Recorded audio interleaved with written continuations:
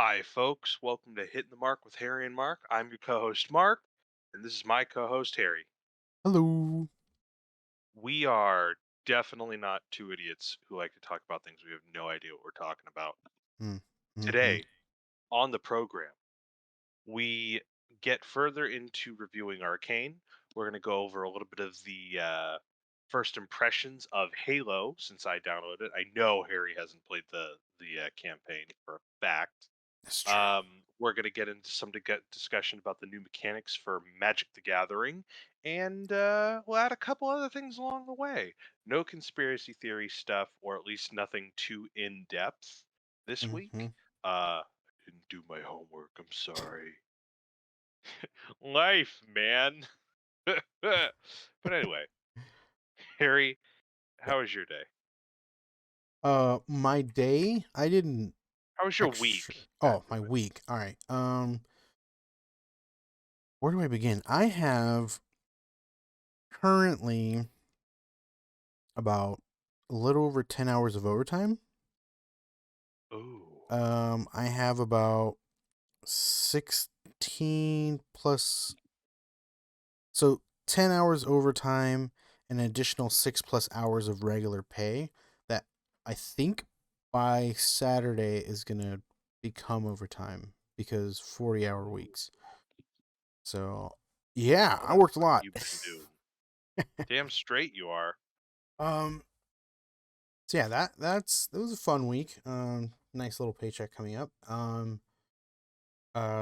What else? Oh, I got some stories. Okay. Ooh.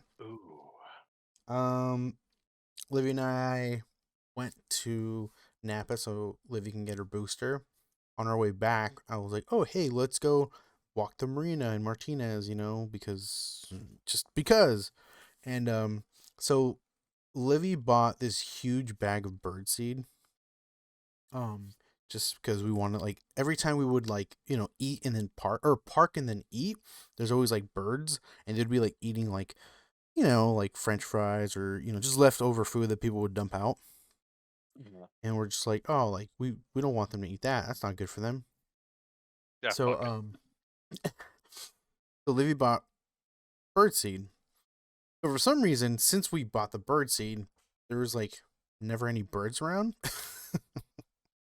um, but in downtown Martinez or in the marina in Martinez, um, there's usually like gooses and birds and stuff like that. So we're like, oh, like this is the perfect time to feed That's the birds. spot. hmm So we grabbed like just a small amount. Like we have a bunch, but I just grabbed a small amount, and we walked down the pier. The pier's closed, I guess because of restrictions and all that. So we're like, okay. So we started walking back. I saw some seagulls, so I kind of threw some, you know, some bird seed and like, and yeah, I guess maybe they don't eat bird seed. They just stared at me and like didn't go after the food. So I was like, okay, well, whatever. They So I kept, sensed evil. yeah. So then I kept walking, I kept walking towards the car. And I saw the gooses were just staring at me because there was like, what is this thing? It stopped moving. Like, oh shit. So like I threw some bird seed. I was like, well, I don't think gooses eat bird seed, but whatever, I'm just gonna throw it anyways. You never know what happens. I was thinking like, man, my luck is just, like, or our luck, I guess, because we just haven't been able to have birds eat these seeds. So then all of a sudden, small little black bird with like orange feathers, like here and there, just landed right in front of us. We're like, oh, it's a bird. And so like we threw a little bit on him, not on him, but near him, and he started eating Eat it. the I'm like, oh food. yeah. We're like, oh dude, and I was like, oh man, I'm gonna make you so fat. I got so much food for you, dude.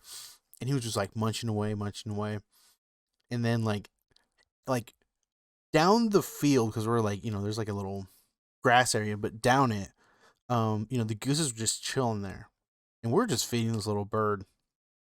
And Livy notices one pigeon like starting to walk from far away. Livy's like, "Oh God, look at that pigeon! He knows what's up." And I was like, "Oh yeah, haha." I I thought it was just a pigeon walking, but like as time went by, it was literally walking towards us. Like it knew what was happening. I was like, "Oh shit, that pigeon's like right there." And so like once the pigeon started getting closer, like the little small blackbird like turned around and puffed up, like it knew like this fucking pigeon is gonna steal my goddamn food, and like it was trying to like puff up and like try to tell the pigeon to go away, and then Livy's like, oh, throw some birdseed away from the small bird so the pigeon can go away. Like, okay, cool. So I did that and I threw it and started eating that. I was like, oh, cool. I'm like, oh, dude, we're feeding birds, and then all of a sudden, like another pigeon just fucking like flew straight to the other pigeon, and like I was like, oh shit. I was like, don't worry, dude, I have enough food for you. And then like three other pigeons landed right near me. I was like, oh shit, I don't worry, guys, I got you. And then like five of them landed, and I was like, oh god. And then like another flock, and I like threw the rest of my seed. And then when I look up, literally all the pigeons in that area were just flying towards us, and I was like, holy shit. And so I try to like run away, but they're just surrounding. I was like, oh god. And See, this is what happens. Fucking yeah. And so man. like I'm dying laughing because it was just a scenario that I did not expect happening. The Hitchcock movie. Yeah, basically. And yeah, I like was trying to walk away, and there's just pigeons everywhere. I was like, oh god, what have I done? But yeah, that happened. It was fun. We finally fed some birds. I say we got attacked, but they didn't attack us. They just surrounded us. And yeah, Sounds like a pretty bad assault, if you ask me. Yeah, I agree. And another thing, so I don't know if you've seen the show, but you ever seen the show Dexter that used to be on Showtime? I've heard of it. So there's the new season Revival. or new, yeah, basically. I believe everyone was pissed on how the original ended, and it kind of picks up where this one left off. He's somewhere in the woods, living like a different life, not fucking his sister. Yeah, basically. So it's a show that my dad and I used to watch, right? When it was out. And so what was it? A couple days ago, because I go and eat lunch at their house from work, because they live across the street from my job. I just go over during lunch and eat food. Yeah. Eat their food basically. um, I go over, and my dad has. So this is his first week off, but he has 6 weeks off of work. Ooh, god damn. It's I don't know if other, basically Avalon has a thing called it's a sabbatical. So if you work for the company for 15 plus years, they basically let you have 6 weeks off. Okay. They only pay for or they only give you 3 weeks of it, and the other 3 weeks is out of your own vacation time. But at 15 years, you should have a lot of vacation time just sitting there because you accumulate so much. That's a side note. My dad's 6 weeks off. This is his first weekend. During lunch, he's like, "Oh, hey, the new Dexter series is out. We should watch it." I was like, "Okay, yeah, sure." So we sit down and watch. Simon, dad. So we start watching the first episode, and I obviously it's during my lunch, so I have to like leave before the show ends. Like, oh, like I gotta go. He's like, okay, yeah, I'll pause it. We'll continue tomorrow. Like, okay, cool. Yeah. And so I leave, and then I go to work, and then the next day I come back, and my my dad has it on, and it's on a completely different scene. I'm like, what the hell? And so I just go and start eating my food, and my mom's like, basically, my mom was like, "Oh yeah, he already watched all the episodes." I was like, "Oh yeah." Yep. You get her watching without me. So my dad does this thing where, so he did it to me like 3 times. We started watching. What was it? We watched Heroes. So we watched the first season together, right? And then I guess he couldn't wait, and then he just watched the rest of the series without me. Like, I'm feeling you right now. I'm yeah. picking up what you're putting down. Like And then, hard. yeah, and then he did it again with Prison Break. We watched like the first 2 seasons, and then all of a sudden he just started watching it without me. I was like, "What, dude? What the heck?" And then he also did it to me with Dexter. He started he started watching like one of the seasons like by himself without me because I think I was like really busy and stuff. Like I didn't have time to sit down and watch it. So I was like, oh, just he was like, oh no, yeah, we'll watch it together. No worries, I'll wait for you. Okay, cool. And then by the time I knew it, he was already like over halfway through the series. I was like, what the heck's going on here? So it was an expected thing to happen. Mm-mm, no, Yeah, nothing should be expected about that. yeah. So yeah. Yeah. But Oh my it's god. interesting.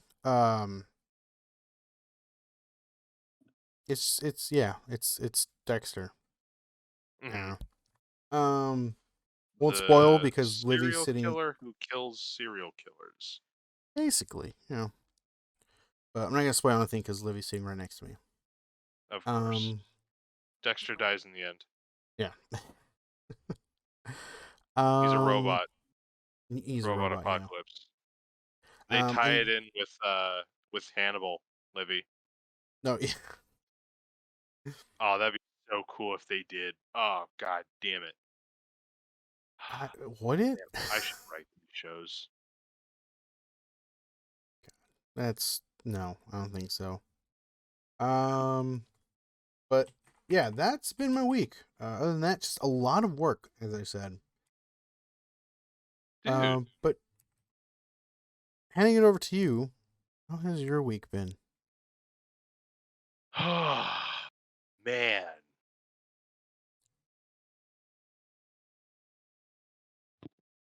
It's been a week. Mm-hmm, Um, I have been juggling a couple shows with my old man too. mm-hmm. Uh, I've been watching Star Trek, Okay. Cowboy Bebop, Oh, and The Wheel of Time. Wheel of Time. Okay. So, Wheel of Time was a very, very popular book series in like the 80s and 90s. Um, and I know like next to nothing about it. When I was younger, I confused it with the Time Bandits, which is nothing but a bunch of baby. What's the proper nomenclature for uh height impaired people? Little people. Mm-hmm. I thought it was the movie where a bunch of little people went back in time and shit and stole shit, but that's not not it.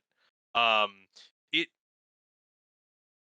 is interesting. It plays a lot off time, but there's not like kooky time mechanic shit in it.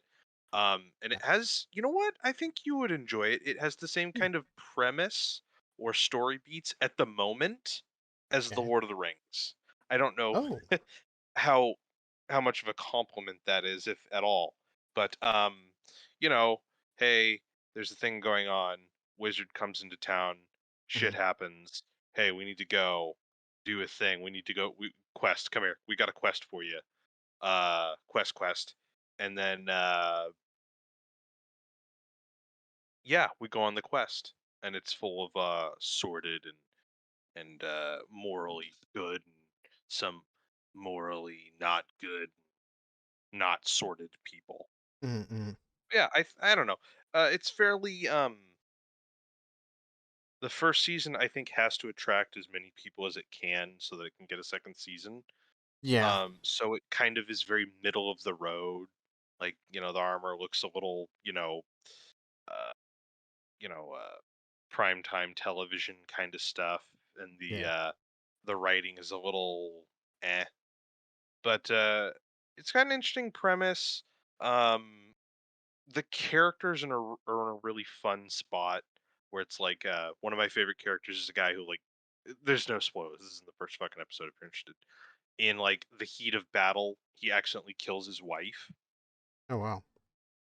by accident. He's like fighting a horde of like troll orcs, Trollocs they're called, and Trollocs. she's behind him, touches his shoulder, and he like swings back and just fucking eviscerates the shit out of her. And Oh he's wow. like carrying that guilt with him.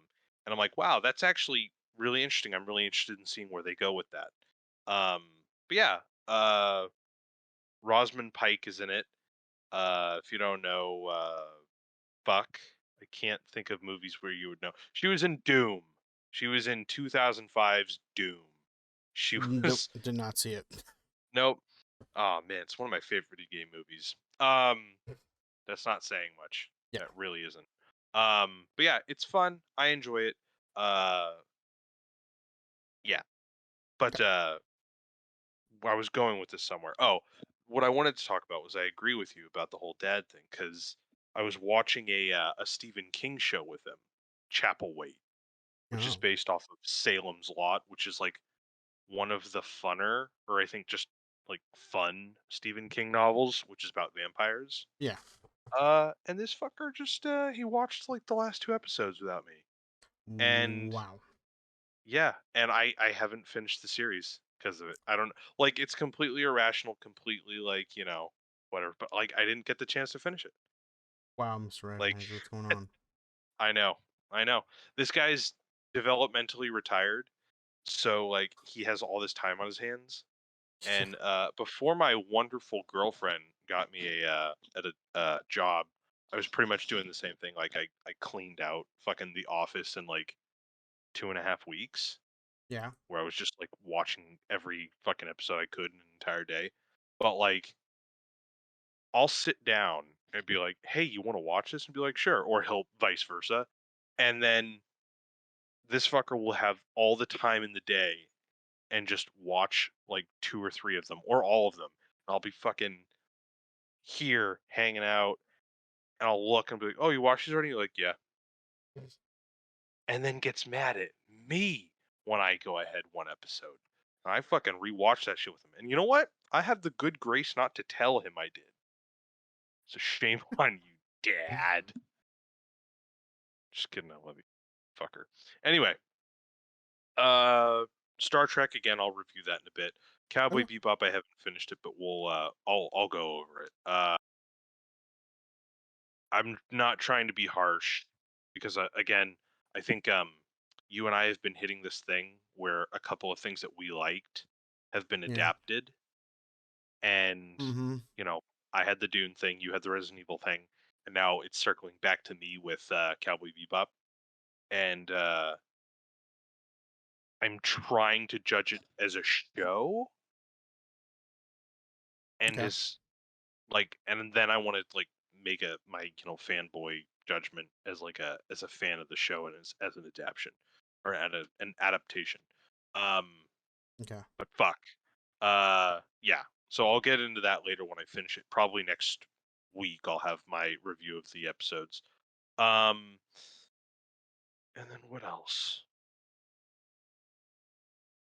And then there's Arcane, which I haven't finished yet, but I'm 2 episodes away. And fuck, I'll gush about that later. But god fucking damn it, Harry. Yeah. Uh, I know it's League. I know it's cringe. I know it's not based, but like it's not in the title of Arcane, Right. which means it's not League of Legends. Okay, I just we were Mm-hmm. just talking about adaptations, just just just block that out of your mind. It's not an adaptation. Okay. It's a Yep. really good cartoon. It's just it's not based on anything. It nothing, nothing. You just use the exact same names of every character in League. And visual, Yeah. yeah. Yeah, but yeah. So I was doing that, and I fuck, we've got a lot of fucking shit we have to watch next week. God damn it. Anyway, um, yeah. Pardon for being late, by the way, because I actually just got back from watching West Side Story. Oh, awesome. Yeah. It's good. I liked it. I'm not gonna lie. Uh, every scene of that movie made me think, okay, where's Indiana Jones? Okay, where's the T-Rex, the Raptors? All right, where's Tom Cruise? Because it's like I believe Spielberg, who directed this movie, also had John Williams, and they're like a match made in heaven. Mm, So anything that he films that sounds vaguely like John Williams immediately feels like any of the previous movies that fucking uh Spielberg has done. Like right. you see a character run, all of a sudden you hear like swelling trumpets, and you're thinking, Yeah. "Oh fuck!" Like Tom Cruise is running from cops in Minority Report, or like Indiana Jones is punching the shit out of people, and then like you'll get like a little like playful clarinet playing, like, "Oh, this is intriguing," and you're like, "Oh, this is fucking Now You See Me with Leo DiCaprio and Tom Hanks," and then you'll fucking hear like oh fuck, God, I forgot how much I love the clarinet, and it's not used enough. Like a clarinet and a flute, and it's like really dramatic and suspenseful, and I'm like, ah fuck, that shit right there is more Now You See Me. And then Mm-hmm. halfway through I was expecting the fucking Jaws soundtrack. Just na, na, na, na, na, na, na, na, na, na. But yeah, uh it's tough watching a movie like West Side Story in the hands of like one of the most widely known directors in the world. And Right. he's, for better or for worse, he's still like very visually distinct. Like you can tell almost exactly that it's a Steven Spielberg movie, just like by how he shoots, the angles, uh, the Spielberg oneer, I believe it's called, where it's like one scene and it just tracks and there are no like shots of it. It's just one full scene, like the color gradients and lighting. But yeah, it was fun. Uh, Good shit. it was my first time showing Stace West Side Story. She liked it. Okay. But there just isn't enough Shakespeare out there. I would have liked Romeo and Juliet more because both of them die, and Stace has to point out that she hates Maria because Maria is just as fucking obnoxious as Juliet and Romeo. So Oh, only she lives, and now she's full of hate. wow. Okay. This is from some fucking supervillain shit. Anyway, shows, dry spell with painting. Sadly, we'll try this weekend. I mentioned I'm trickle economics reading fucking like a page and a half at a time. A Storm of Swords. It's always so hard for me to like start a book up for some reason. Yeah. Um, and that's it. Yeah, that's pretty much my Sick. week. Sounds like a good Fuck week, yeah. man. Yeah, it's an all right week. When I'm not fucking working. Oh, and I took fucking Wednesday off and played uh The Halo Hollows. when I got the chance to. Yeah. Good shit, So we'll dude. talk about that as well. Okay. But anyway, where do we want to start? We have the get to the page. Here we go. The Game Awards were today. Right. Um, The VGAs. yeah. The um, Vegas. the voice. So they obviously had announcements. Um, for video games and some cinema stuff. So mixture of shows Right. and movies. So Um, what did you want to get into? Because there's a bunch of stuff we're not going to get into all of it. Like I don't want to fucking talk about Suicide Squad or Wonder Woman or fucking yeah, neither do I. Texas Chainsaw Massacre. Jesus, Yeah, I it's was pretty so big. excited. I saw the like 3/4 of this fucking award show thing, thinking I'd get like an Arcane tease. Fucking didn't. And No. I'm seeing this beautiful fucking house, and it looks kind of abandoned. And then fucking Leatherface, and just I went flaccid. Yeah, So let's see. What comes to mind for me? I swear there was something. Oh, it's not on the article I sent you, but Final Fantasy VII remake is actually I going to be saw it. released Yep. in the PC this month, the 16th, I believe. Oh, you excited? Which You gonna burrow into your man cave for like the you next half know, year? I'm Oh no, very I'm very you're not into it. intrigued to. Well, look at it this way. So I've played the remake, right? So I've already played it. I own it for the PlayStation 4. But that's the thing. So the PlayStation 5 version has it's called Intergrade. Basically, it's same game with upgraded graphics, and I believe a different ending because for some reason I guess people didn't like the ending and or just didn't get it. So I think Do they they changed it a bit. fanfic Cloud and Sephiroth together? Happy ending. Yeah, exactly. No, Nice. and also they added a DLC with a different character. Um, and I actually haven't played it yet because again, it was on the PS5. I don't own a PS5, and I'm not gonna buy a PS5 anytime soon. Um, so I'm debating. Like, I might get it if it goes on sale. I'll say Right. that. If it goes on sale, like if it's not $60-$70, if it's just if it goes on sale for like 25, 20, I may do it. Because again, I'd be playing a game I already played. I already got the platinum for it on the PS4. I'm Okay. really only playing it for, I guess, seeing the alternate ending and the DLC. So, am I gonna pay a full $60-$70 for that? That doesn't strike me like a hairy No. thing. Yeah, not at all. So that's was like 2025 maybe. I'll be intrigued. But if it goes even cheaper, I definitely would. But That's my man. yeah. That's my But boy. so it's a long complicated answer to your question, but It's it a perfect answer. yeah. Hey, pal. Yeah. So that was cool. And a lot of people, I mean, we all knew PlayStation has this I guess I don't know if it's a unwritten rule, but they kind of like have games exclusively for the PlayStation for X, like I think a year or so, and then Mhm. they release it to the PC afterwards. It happened to God of War, um, Zero Zero Horizon. Is that what Horizon. it's called? Yeah. Yeah. Horizon Oh, Zero Dawn. yeah. There you go. Thank you. Um, and those are fantastic Fun. games, and Oh um, yeah.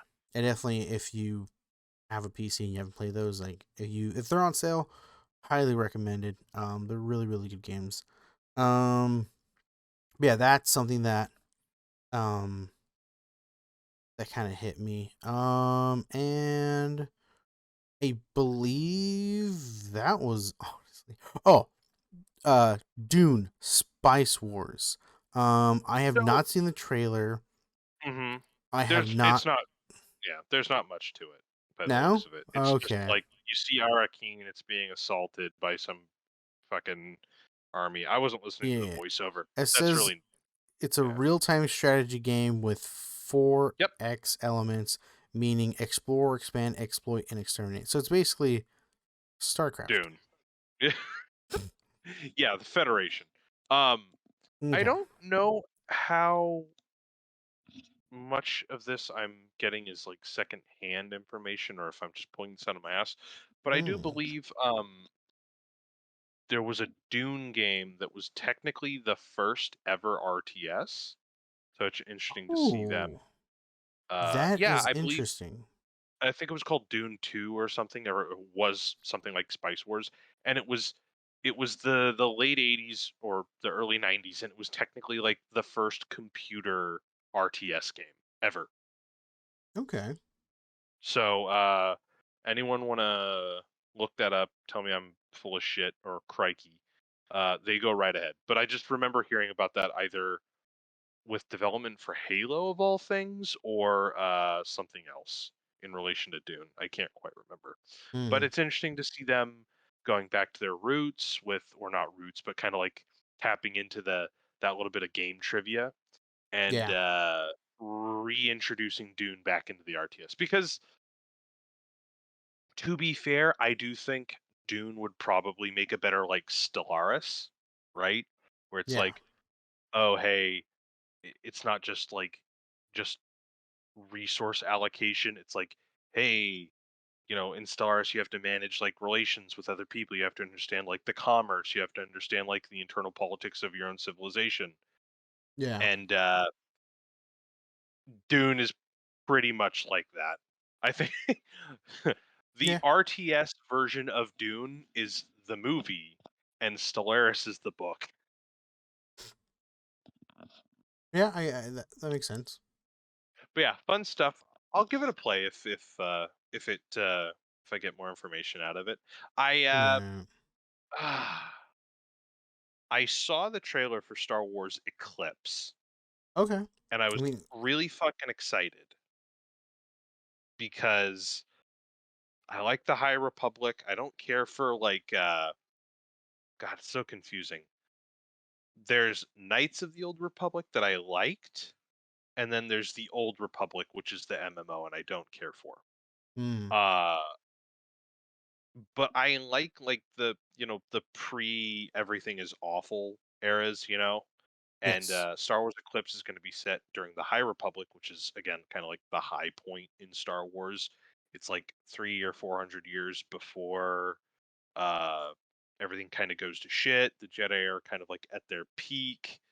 Uh, there's still some shit going on and whatnot, but interesting stuff. And then I found out, or no, hold on. Then my mild memory lapse wore off after wondering who the fuck is Quantic Dream. And then, as I was saying to you earlier, off pod, Harry, Hmm. is they're the dudes and dudettes who did Indigo Prophecy, Yeah. Heavy Rain, and Detroit Become Human, or Detroit Human something. Um, and I just I'm seeing the thing for it, and it says, set in the High Republic, Star Wars Eclipse will feature multiple playable characters and a branching story. This one's still in early development. And I'm just thinking to myself, like, if they do, if they do what they did with Heavy Rain, where there's a fucking mechanic in Star Wars Eclipse where you have to fucking perfectly press your triggers while the character on the screen that you're representing is climbing up fucking slick mud, I'm gonna I'm gonna shit. I'm gonna shit Yeah. because I don't know.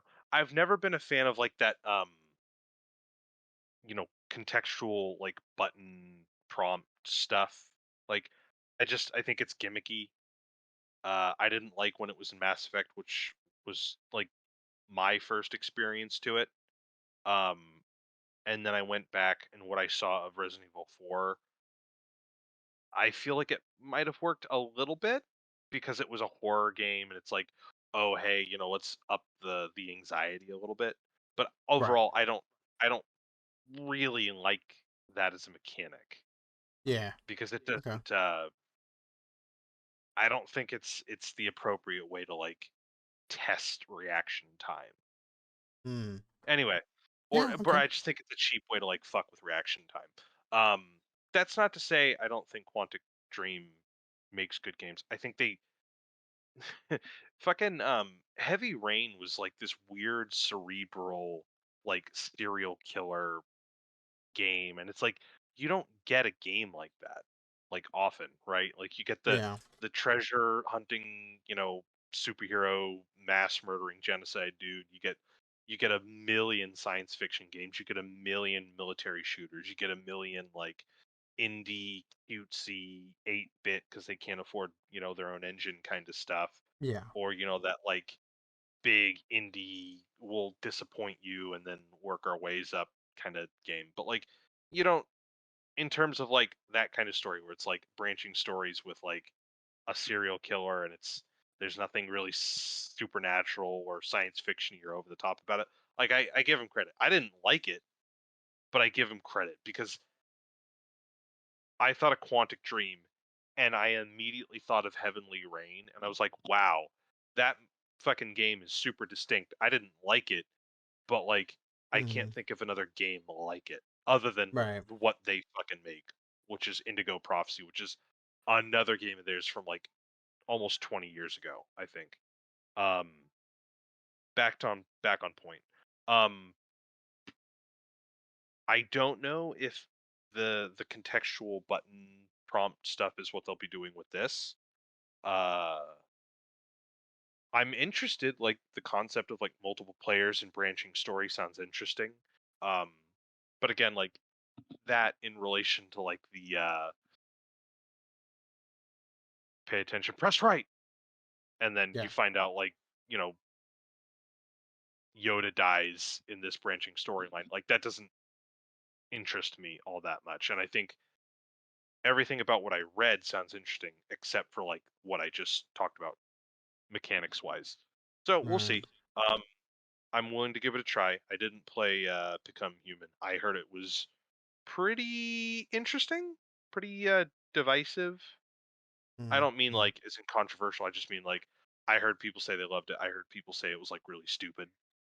Uh, but yeah, looking forward to that. I'll never say no to fucking fun Star Wars IP.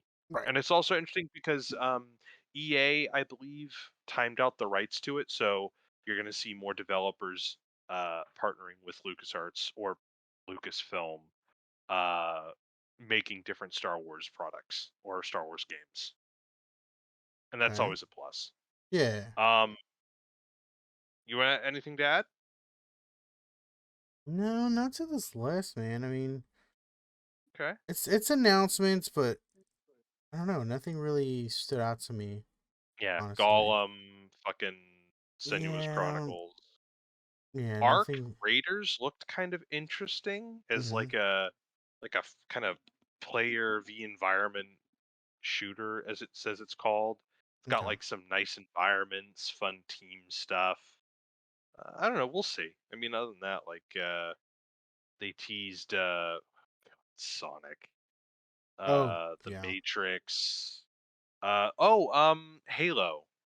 Uh, man, Mm-hmm. it looks good. Don't get me wrong. Some Mm-hmm. parts of it look a little cheapy weepy, but Right. overall it looks kind of interesting. I was saying to you earlier, I I always have a hard time with Halo as a franchise because the games are so like unanimous and magnanimously like, oh, we're fighting for our lives, and then like the books are just so dark if you think about them. Like no one fucking knew before, unless you read the books. Like no one knew before Halo 4 that like John and 75 other kids were kidnapped to be like super soldiers. And what's great is that they were kidnapped before the Covenant even came. So it's like, oh hey, let's just kidnap kids to you know destabilize fucking revolutionaries. Mm-hmm. Cool. So the Spartans were made to be the bad guys, and then the fucking aliens came in, and now they're the heroes, yay! And the UNSC does all this really shitty stuff behind the scenes and kills people.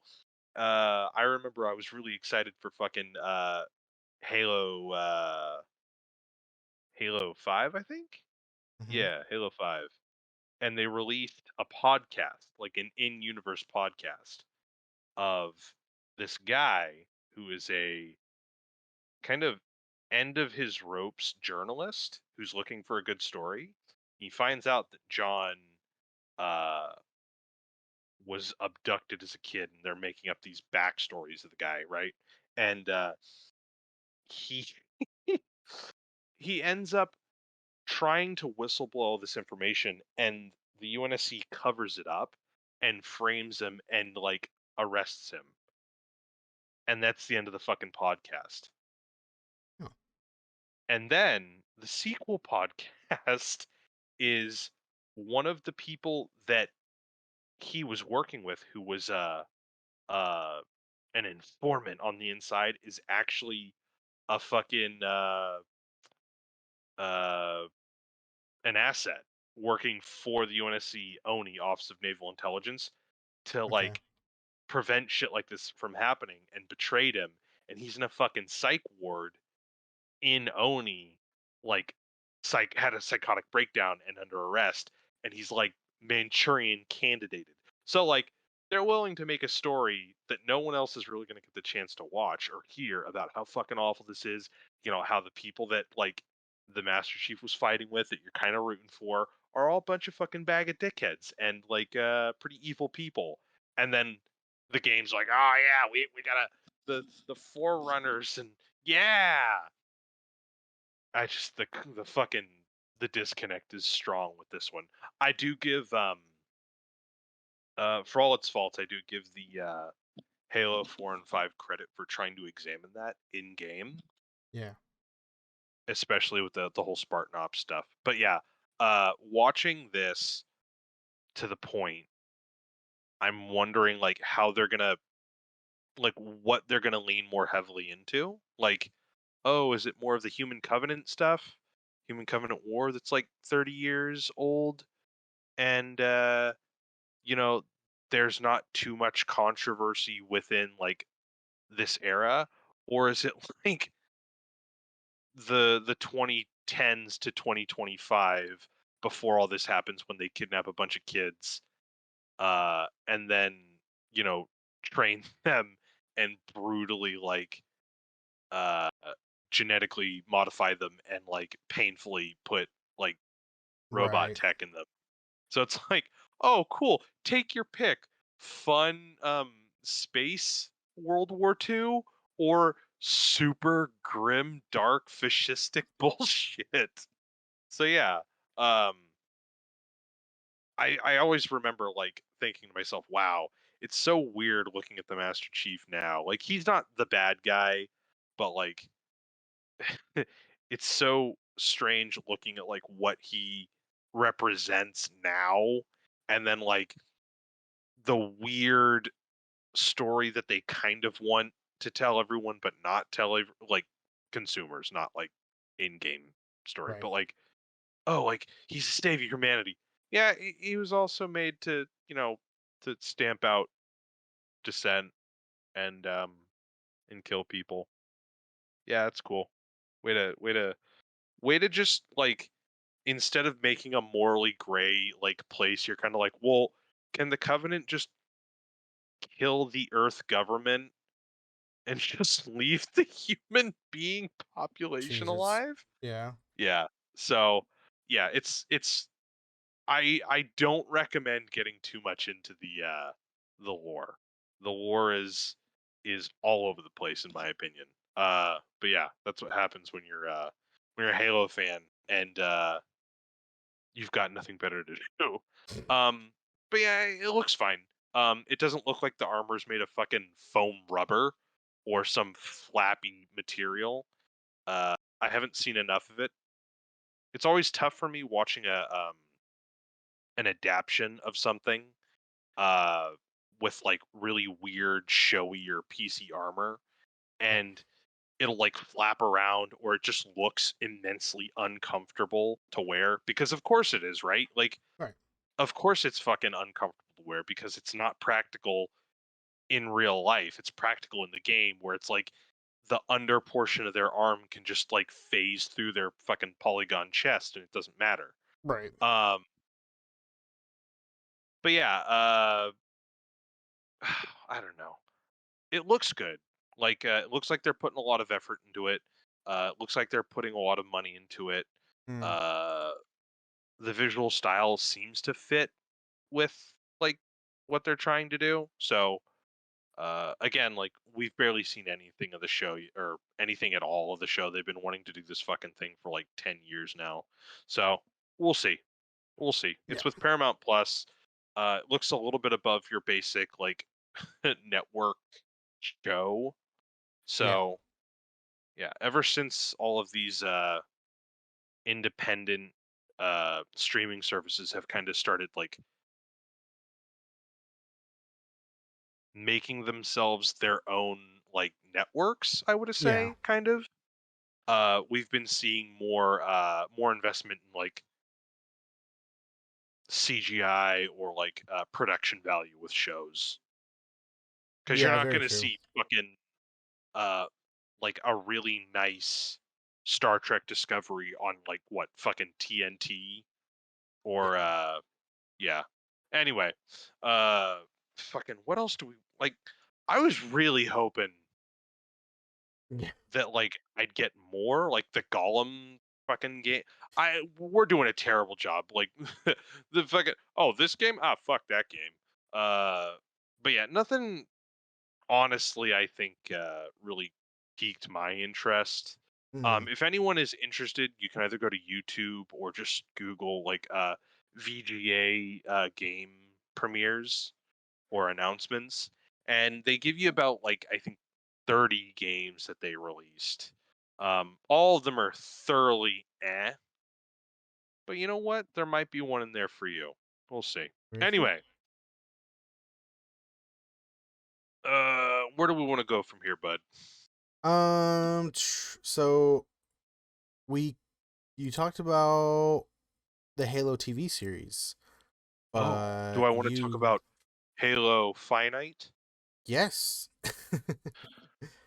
Okay. All right. Okay. Harry.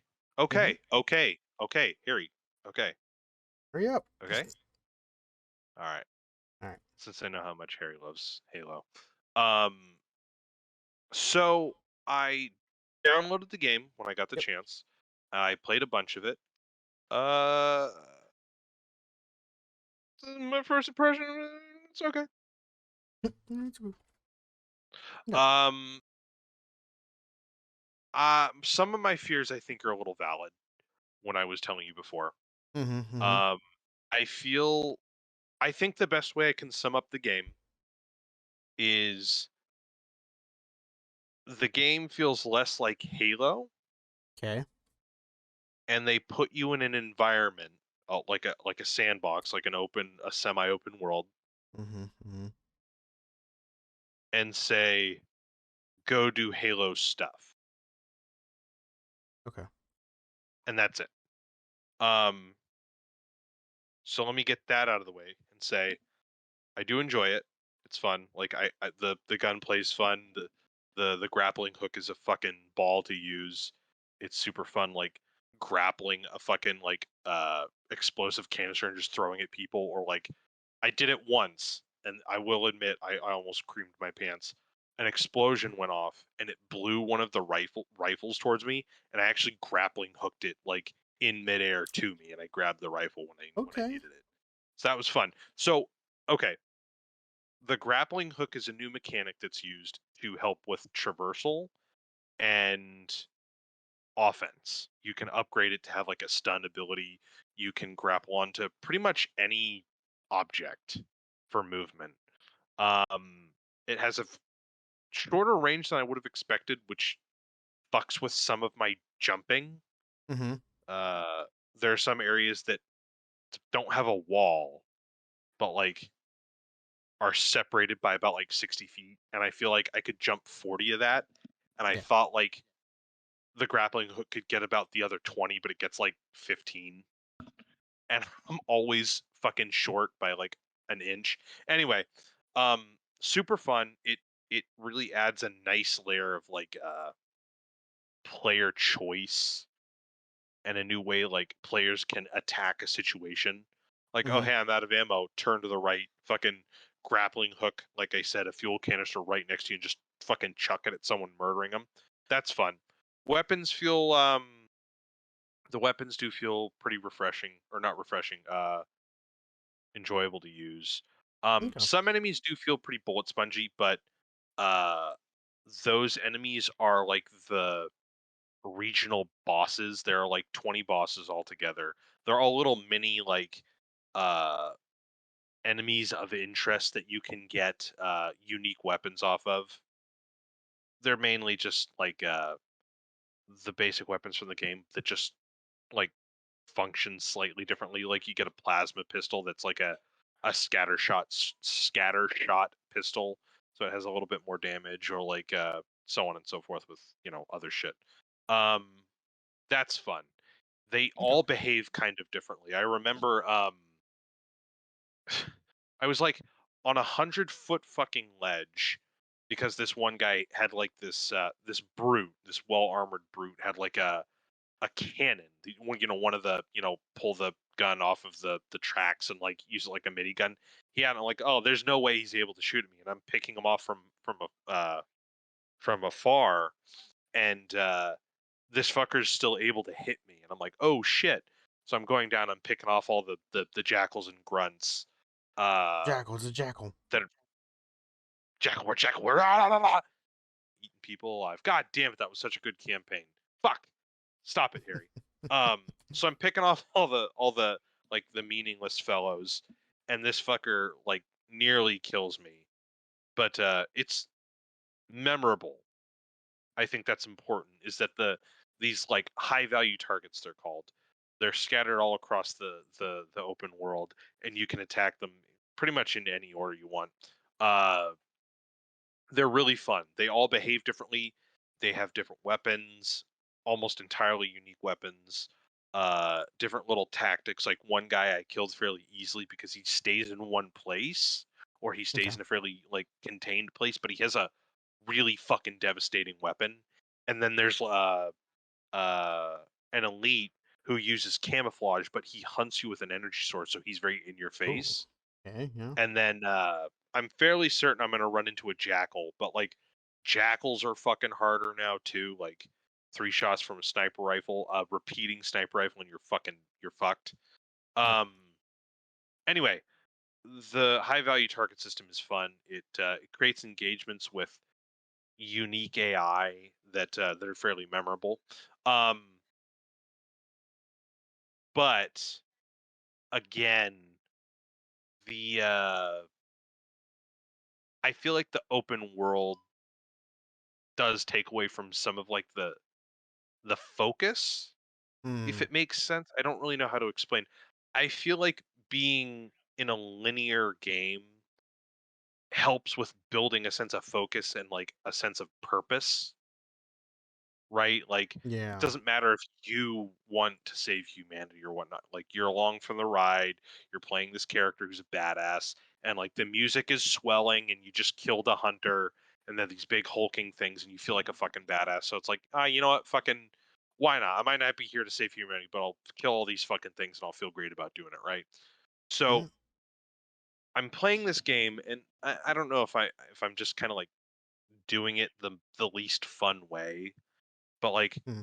I just have gotten to the point where I'm just kind of checking boxes off the list because that's what ended up happening. I Okay. What you do is you get these, and I'm a couple hours in the game. I haven't really touched the main campaign yet, so any statement that I make can probably be reversed fairly quickly. But you have these tasks. You can free Marines. You can destroy propaganda comms. You can fucking find FOBs, and it all adds to valor, which you can use to buy like higher value equipment. Hmm. But that's kind of the issue, is that you're just buying, or you're just like getting these waypoints or like open field of view things like in Assassin's Creed, and it's just kind of showing you different like meaningless things to do. Like Hmm. it's fun because sometimes you'll go to this fort, and you'll fuck shit up, and that's fun in its own kind of way, and you'll free Marines, but it's like it doesn't really change like what's happening. Like, oh hey, this region is like, you know easier to be in because the Marines are like taking over and they're kicking ass or whatever, or like, it's not like, oh, you know this this fortress is easier to fuck with because like all the surrounding reinforcements have kind of been like ass pounded to the ground, right? Like there's no Right. tangible difference in the gameplay for doing what you're doing. That's kind of like and I feel aimless, right? Like I'm just kind of, like I'm saying, and I think that the main point is I'm just checking things off the list. Like I'm just doing it because I want to finish it. And don't get me wrong, it's fun, but in the like, I've started this task and I might as well finish it, and it's fun because it's like slightly rewarding as a game kind of feeling. Yeah. Um, so visually too, this is a minor thing. Um, I am not a fan of the Banished quote unquote. These are the new faction, or this is the new faction that takes the Okay. place of the Covenant. So in Halo 5, you pretty much kill the remnant leader of the Jesus, of the Covenant, like the first mission. Okay. In Halo 4, they're like this remnant scattered fucking uh infighting group. And then in Halo 5, they're pretty much done. Like they're finito. Mm. But the Banished are an extremist military group that spawned from this brute called Atriox, and he's kind of like the inverse of the Arbiter. That doesn't fucking. He's tired of being used like a fucking Suicide Squad kind of guy, right? So Right. he rebels and he forms the Banished, who are like more militaristic version of the Covenant. He's like, we're tired of the Prophet's lies, and we're just gonna kill humanity for no fucking reason because we don't believe in the same doctrine the same way. I don't fucking know. They want power, so they're getting it. And yeah, no. And their colors are red, but it's not Okay. just red. It's like industrial red and silver, or like gunmetal, Mm. and it's very uninspiring. Like really, like Halo 1, 2, 3, fuck, even 4, what I remember, and maybe even 5. Um, the Covenant had this like great like maroon and purple like color to it, Yeah. and it just popped out. Like you'd be playing in the Silent Cartographer in Halo 1, and there are these stupid fucking purple boxes that carry ammunition and all that shit. Mm. And you can see where parts of the landscape are littered with like Covenant tech. And in this, it's like, oh hey, go to this factory, this mining factory, and it's just like, it just looks like a fucking regular ass mining refinery Huh. with a little bit of red, and I'm just like, that's a bummer. Oh Right. cool, I'm riding a ghost. It's red instead of purple. Like I don't give a shit about the fucking ghost, but like I don't know. It was just interesting seeing like a ship in the distance, and it's like this cool like amphibian looking metallic purple and green and orange kind of. Yeah, I don't know. Just visually, it was a little disappointing seeing that and then transferring over to this. So story wise, they seem to be going for broke. At the end of Halo 5, we find out Cortana has kind of gone a little cuckoo, and she's trying to preserve civilization across the universe by like kind of strangling it, I guess. I don't really know. I didn't play Halo 5. It wasn't worth my time. Yeah. Anyway, the beginning of this game starts with UNSC Infinity, which is the main ship for the last 3 games, being attacked by Atriox. Mm. So, crash course for Harry. Yeah. um Halo Wars 1 and 2 were the real-time strategy like games for Halo. So Okay. there's the main first person shit, and then there's Halo Wars, which is like base resource management and real-time strategy. And in the Mm. second one, Atriox is introduced. He's not introduced in the new Halo game. He's introduced in Halo Wars 2, which came out Oh. like 3 years ago, I think, 4 years ago. Okay. And he's this badass, right? Mm-hmm. He's a fucking badass. Uh he's a Spartan killer. Oh. And this is something that like in the games is never stated, like ever. In the book, sure, like, oh yeah, like, oh hey, I've killed a couple, and then you get your brains blown out, whatever. But like Atriox is like the shit. In Halo Wars, there's a beautiful cinematic trailer introducing him, talking about how badass he is while he's literally kicking the shit out of a couple Spartans. And there's my favorite fucking line in that game where he's got a Spartan helmet in his hand and he crushes it as they're uh they're running away from him, right? Or they're pulling him away because, retreating because he's whooping their ass. And he says, "Run, little pigs, run." Just so menacing. Um he's kicking Master Chief's ass in the beginning of this game in a cinematic. Oh wow. And yeah. And it's also the first time we've ever seen the Master Chief actually like get fucking mollywopped, right? Yeah. And he takes him over this ledge that's on top of like a like a airlock door. You know those science fiction doors that are just like blue and they just look like they're in open space and you can walk through them and you just fucking float in outer space. Yep. Yeah, he's got him over that. He's like, "My name is Aatrox. This is the last face you'll ever see." And he just fucking drops Chief down one of these airlock doors. And then Okay. we just find out that he's dead. Not Huh. Master Chief. We're fucking playing as him, Aatrox. We just fucking find out that he's dead.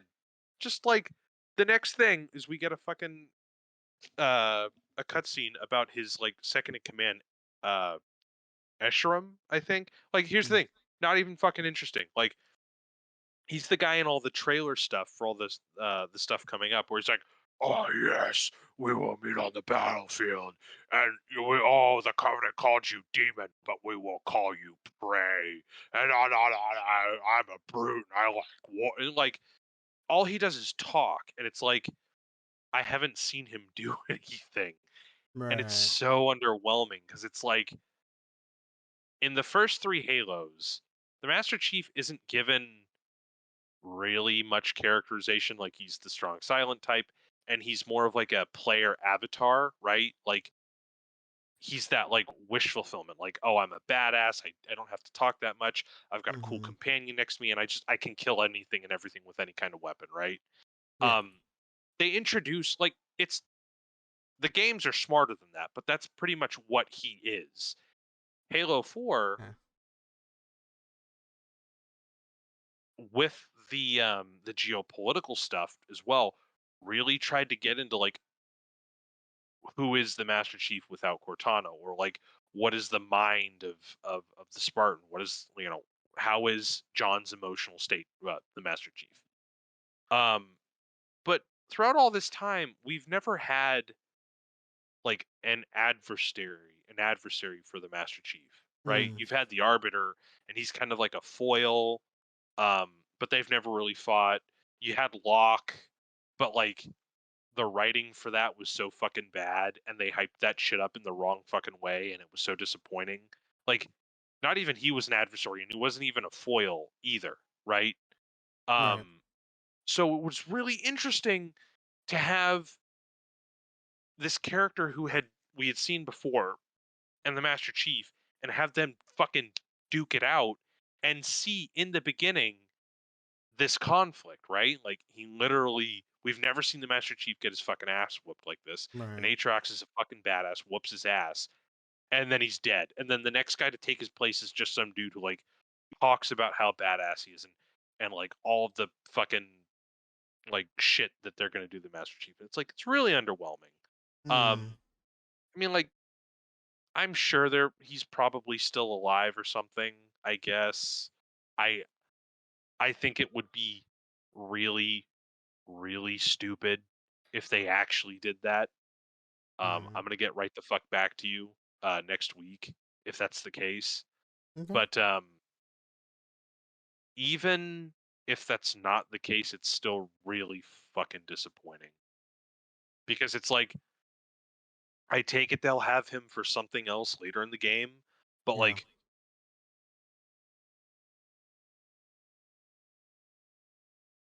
there is a time and place for like introducing a character who's super badass and just killing him off. Like, I get that that's a thing that you can do, right? Yeah. Like, we've seen that done. Sometimes it's comedic, sometimes it's just it's meant for something else. But like, Mm. I'm assuming that he's still alive at the moment because of how they portrayed the situation. Mm-hmm. Because the alternative, like, oh, it's meant to serve a purpose that he just died, doesn't jive with me at all. Like, at all. So I'll get back to you on that. Yeah, I don't have much on the story other than like that little gripe nitpick. Yeah.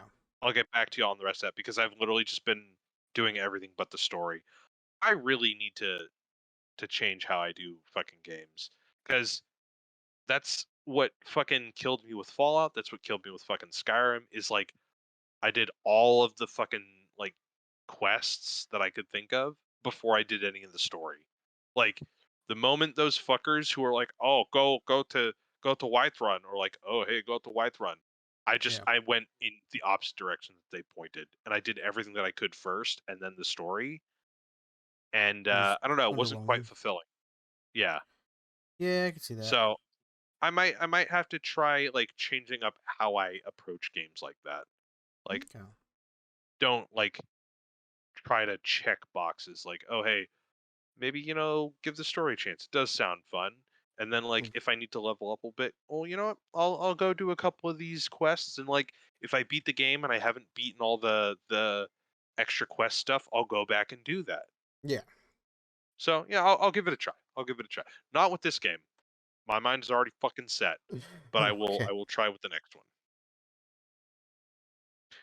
Oh, I'm cleansed. Next one.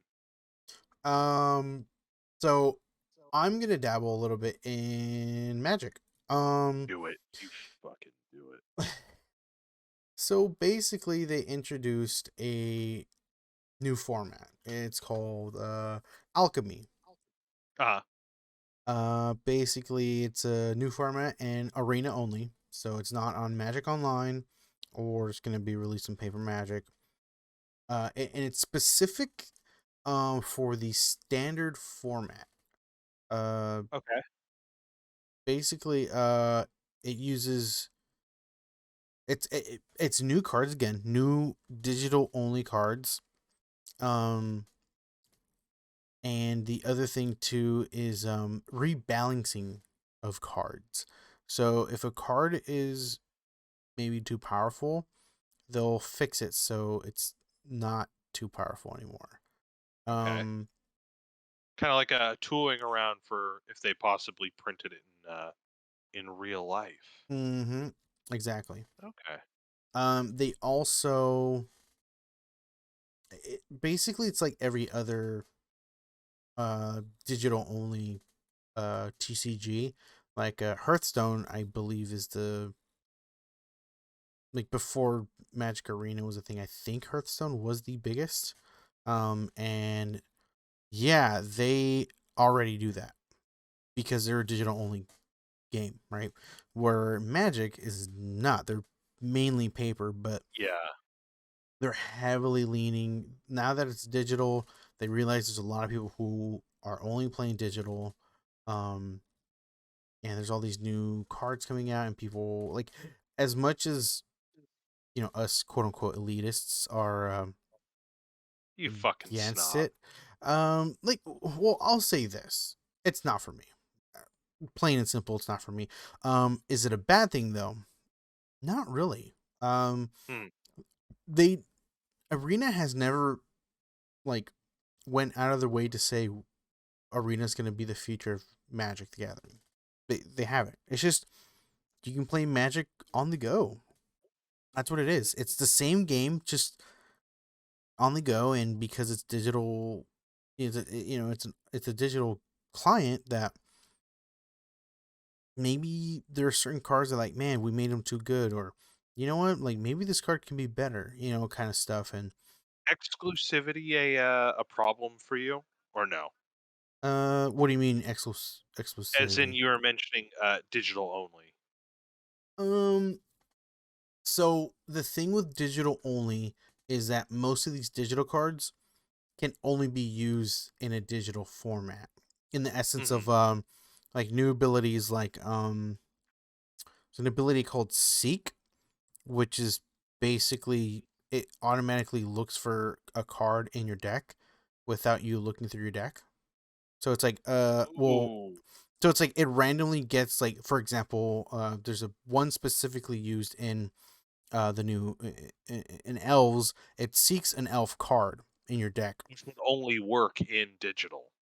Exactly, because you don't look through your deck and you don't have to reshuffle, and it's at random, right? So it's not like you're gonna pull every elf card out of your deck, put them down on the thing, roll dice until it's a random. You know what I mean? Like you're not gonna do that in Paper Magic. Mhm. So in digital, it does it for you because it just randomly gets an elf card, you know, from your deck and puts it to your hand or in the field, whatever the card the card says, right? And that's just, and seek goes for different things. It's not just elves. That's just a specific card that I was pointing out. Um, there's one where it's called perpetuate or something like that. Basically, it's like uh certain cards potential. I don't think perpetually. I don't think I'm saying the word right. Basically, No like end. Perpetually.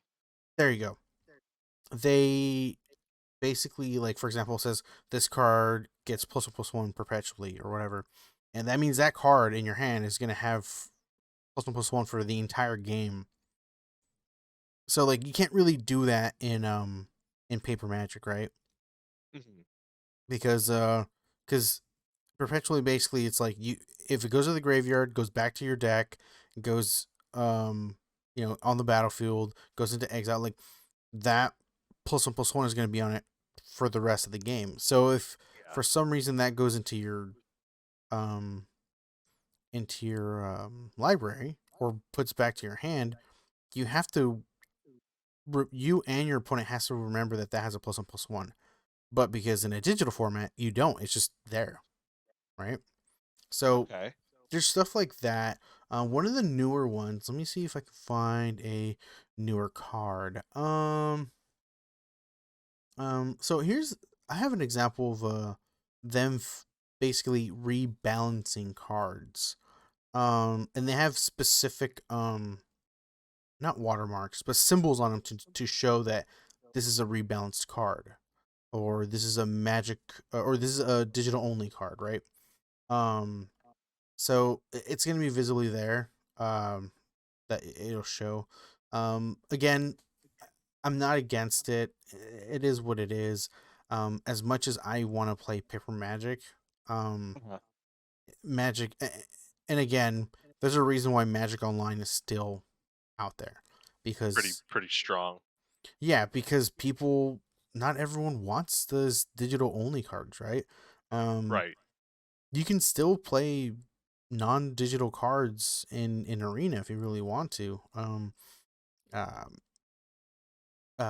but if you want to play the older formats, standard, modern, legacy, vintage, commander, you can play them on Magic Online if you really wanted to. Okay. It's just this is definitely the last straw of like Magic the Gathering is a digital only. uh it's aiming for that, right? Like they're not looking to please people who want paper magic, right? They are just like we're going full steam ahead on digital only, you know. Hmm. People who professionals who play Magic have to get used that this is going to be a format, and this is a format that is going to be in tournaments. As much as you probably don't like the format, if you're play competitively with Magic, this is the way to go. At least bigger tournaments, right? Like if you're gonna do local tournaments, or maybe they do like a Grand Prix again, or Magic Fest as they called it the last year. They may have paper Magic, events and stuff like that, but the big events that Wizards of the Coast will be holding for Magic is gonna be on Magic Arena, and you have to be used to the idea that you're gonna need to be playing these cards because this is a format that's gonna be big in Arena, Uh-huh. and especially with new players, like they're gonna be like, oh, digital only card, okay, cool, and that's all they know when it comes to Magic, right? Where everyone else who already has been playing Magic is gonna be like, oh, either they don't like it, or they hate it, or uh, don't care for it or whatever, and just don't play Arena. Like I I have really stopped playing Arena. Like I try to like hop on and do some stuff, but I just what I do is if they give out like, oh hey, we're giving out free stuff, like okay, and I do it and I hop on, get the free stuff and hop off. Like I haven't really played games on Arena for a while. I just feel like it's kind of a waste of my time at the moment to start up a Oh. match and play, because it's like I said, they're going full steam ahead on digital only. They're not trying to do what I was hoping they would do, right? Like Mhm. bring all the cards in older formats and bring it into Arena. Like that's not what they're working on anymore. They are full blown. We only want new cards coming from standard sets and new cards coming out for digital only. And we're going to rework cards the way we want them. And that's it. Like I don't see them coming out with older cards anymore unless they want to rework them so it's like it works in the new alchemy set, right? Uh-huh. Um and that's fine, right? If that's the way they want to go, that's fine. Uh People who enjoy Arena, that's fine. You know, it's a game, people play it. There's a plenty of games I don't fucking like. You know what I mean? And I don't like rip on them at all. And like the only Yeah. reason I bring up Arena is because it's Magic the Gathering is tied to it. And when it first came out, it was just standard. And for a bit, it was great. I was having a lot of fun. But I think the first time they came out with digital only cards, for me, I didn't like it. I said, right, like I was like, I think I'm gonna play a lot less, or I think I was gonna stop at that point. I did play a little bit because there's new cards that came out, like new of the standard set, not like of the digital only cards, but standard set. And there's a cool little deck that I was playing, and I really liked it. But um, at this point, I'm kind of just over it. I'm like, I was stopping like a few weeks. I think it's been like a couple months since they played a match on Arena. But at this point, I'm kind of just done. I'm just like, if I want to play Magic, I'm gonna invest on Magic Online, um, Hmm. which I already have. I just, I can build a commander deck with $1 of real money. Like that's how cheap Magic Online is. Um, and I can, or I can just play paper Magic. I'll just go over a friend's house and play some Magic, or go to my local store or something. So it's like, Yeah, that's the it's way I'm when gonna you be playing. mentioned local store, it just kind of there are two local stores that just kind of went under since everything, the last 2 years, and it's just Which ones did Equilibrium and Galaxy Games or whatever it is. Galaxy Games go under? Yep. The one in Dublin? Not Dublin, I'm sorry, Antioch. When I dude, Yeah, they they exactly. they didn't go under. They changed their name. Equilibrium no longer is there. They actually changed the Uh-huh. name to Games of Concord, and they're in the same spot where Phoenix Games used to be. You know the original spot? No. Yeah. Fuck, now I need your help on that. God damn it. Yeah. So, and I believe Games of Antioch moved to a different spot too. Cause okay, so you remember that where they used to be by the spot where we used to airsoft, like the indoors airsofting area. Mhm.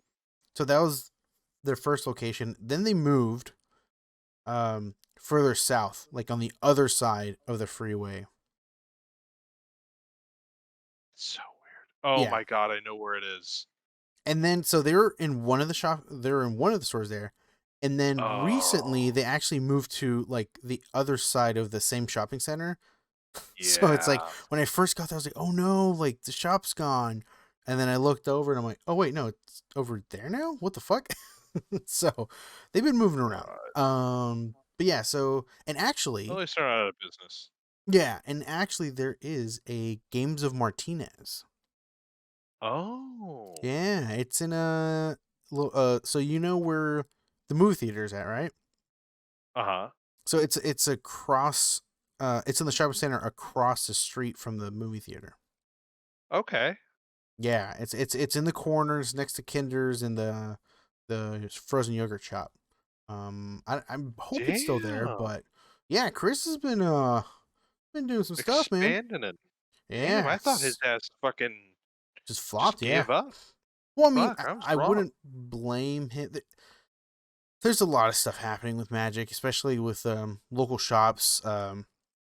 It's been happening, and especially during the Mhm. pandemic, it wasn't helping. And I think at this point, Magic is figuring out that it is a lot easier for them to just dump all of their supplies on Amazon and just Yeah, make money that way.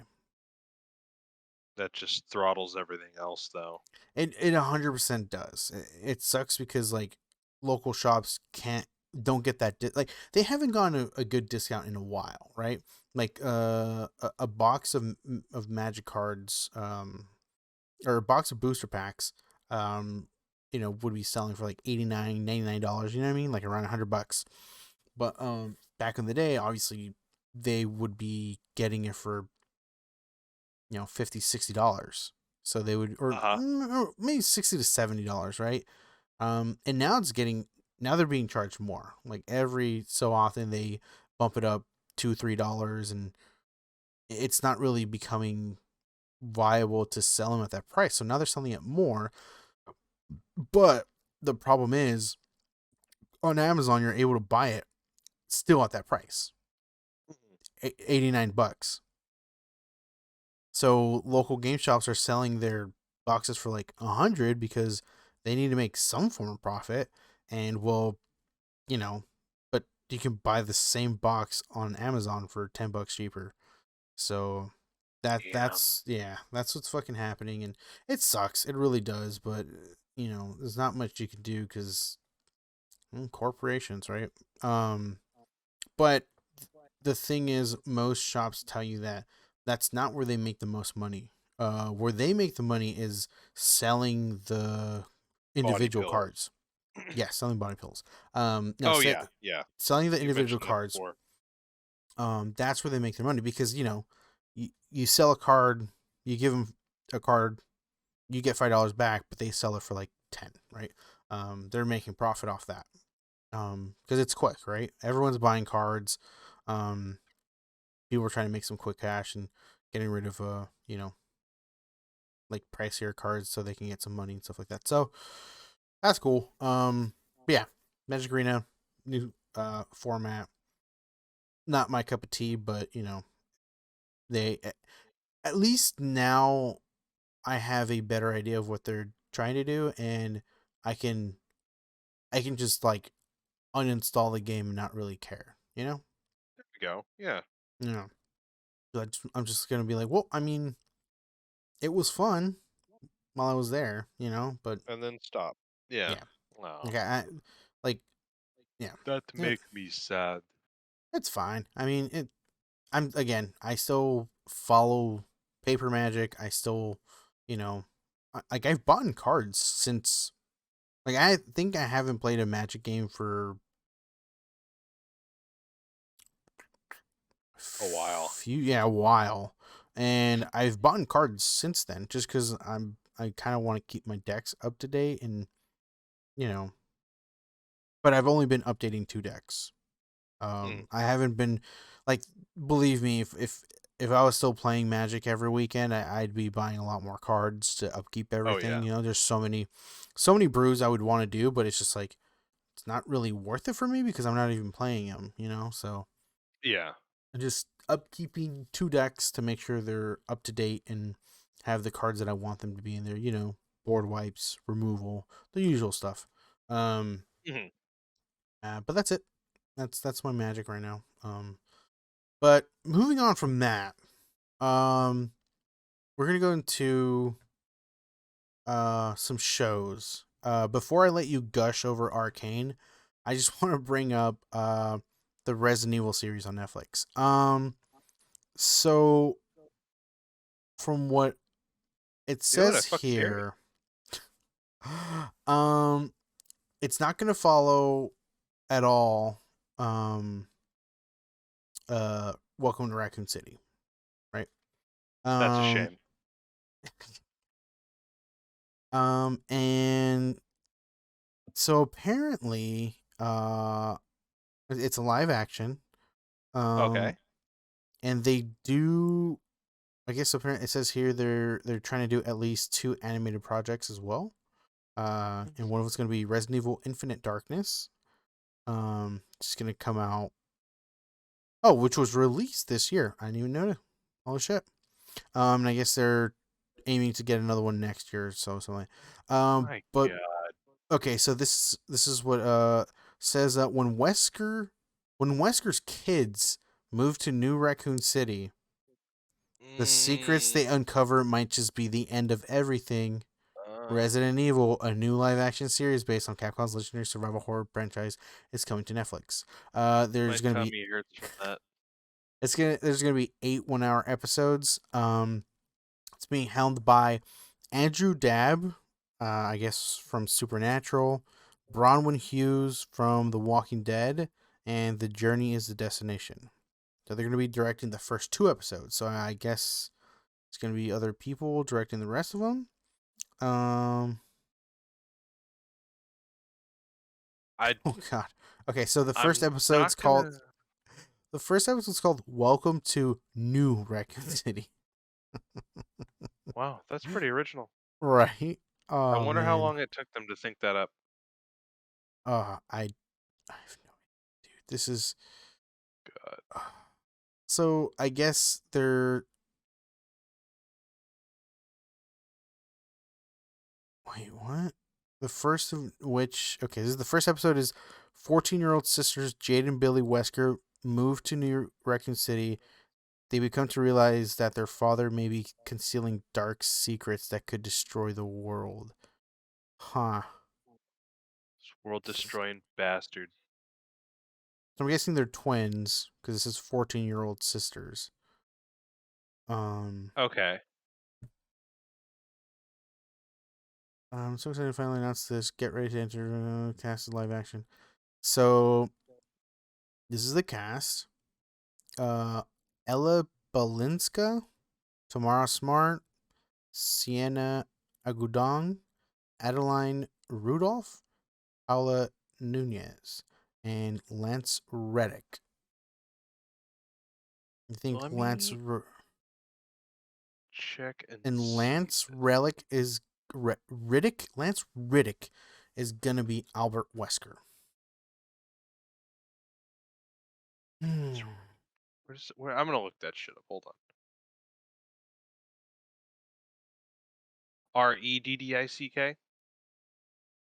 Riddick. Yes, Lance Riddick.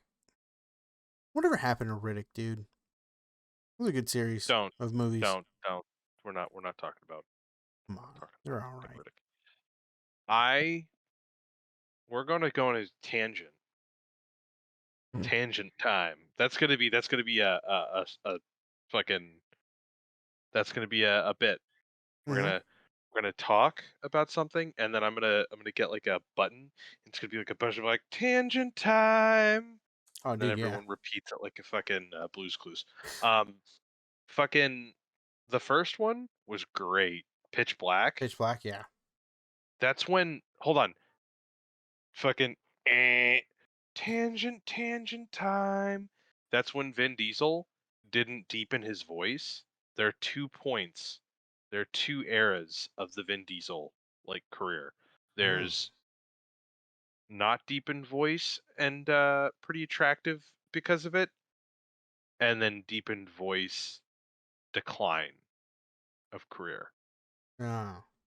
And it's pretty hard. Some scholars, argue on when this is, but it's clear that once he started deepening his voice, it was all downhill from there. Fair enough. Yeah, back to tangent time. Pitch Black, I thought was fucking great.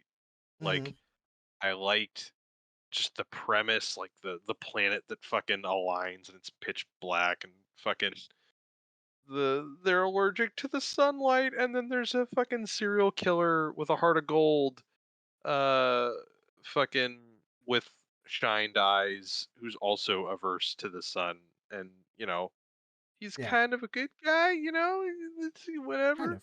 Yeah. So really interesting stuff. And then for some reason they were just like, "Hey, let's take this movie this like weird science fiction survival horror. Let's turn it into a science fantasy franchise. Yeah? Mm-hmm.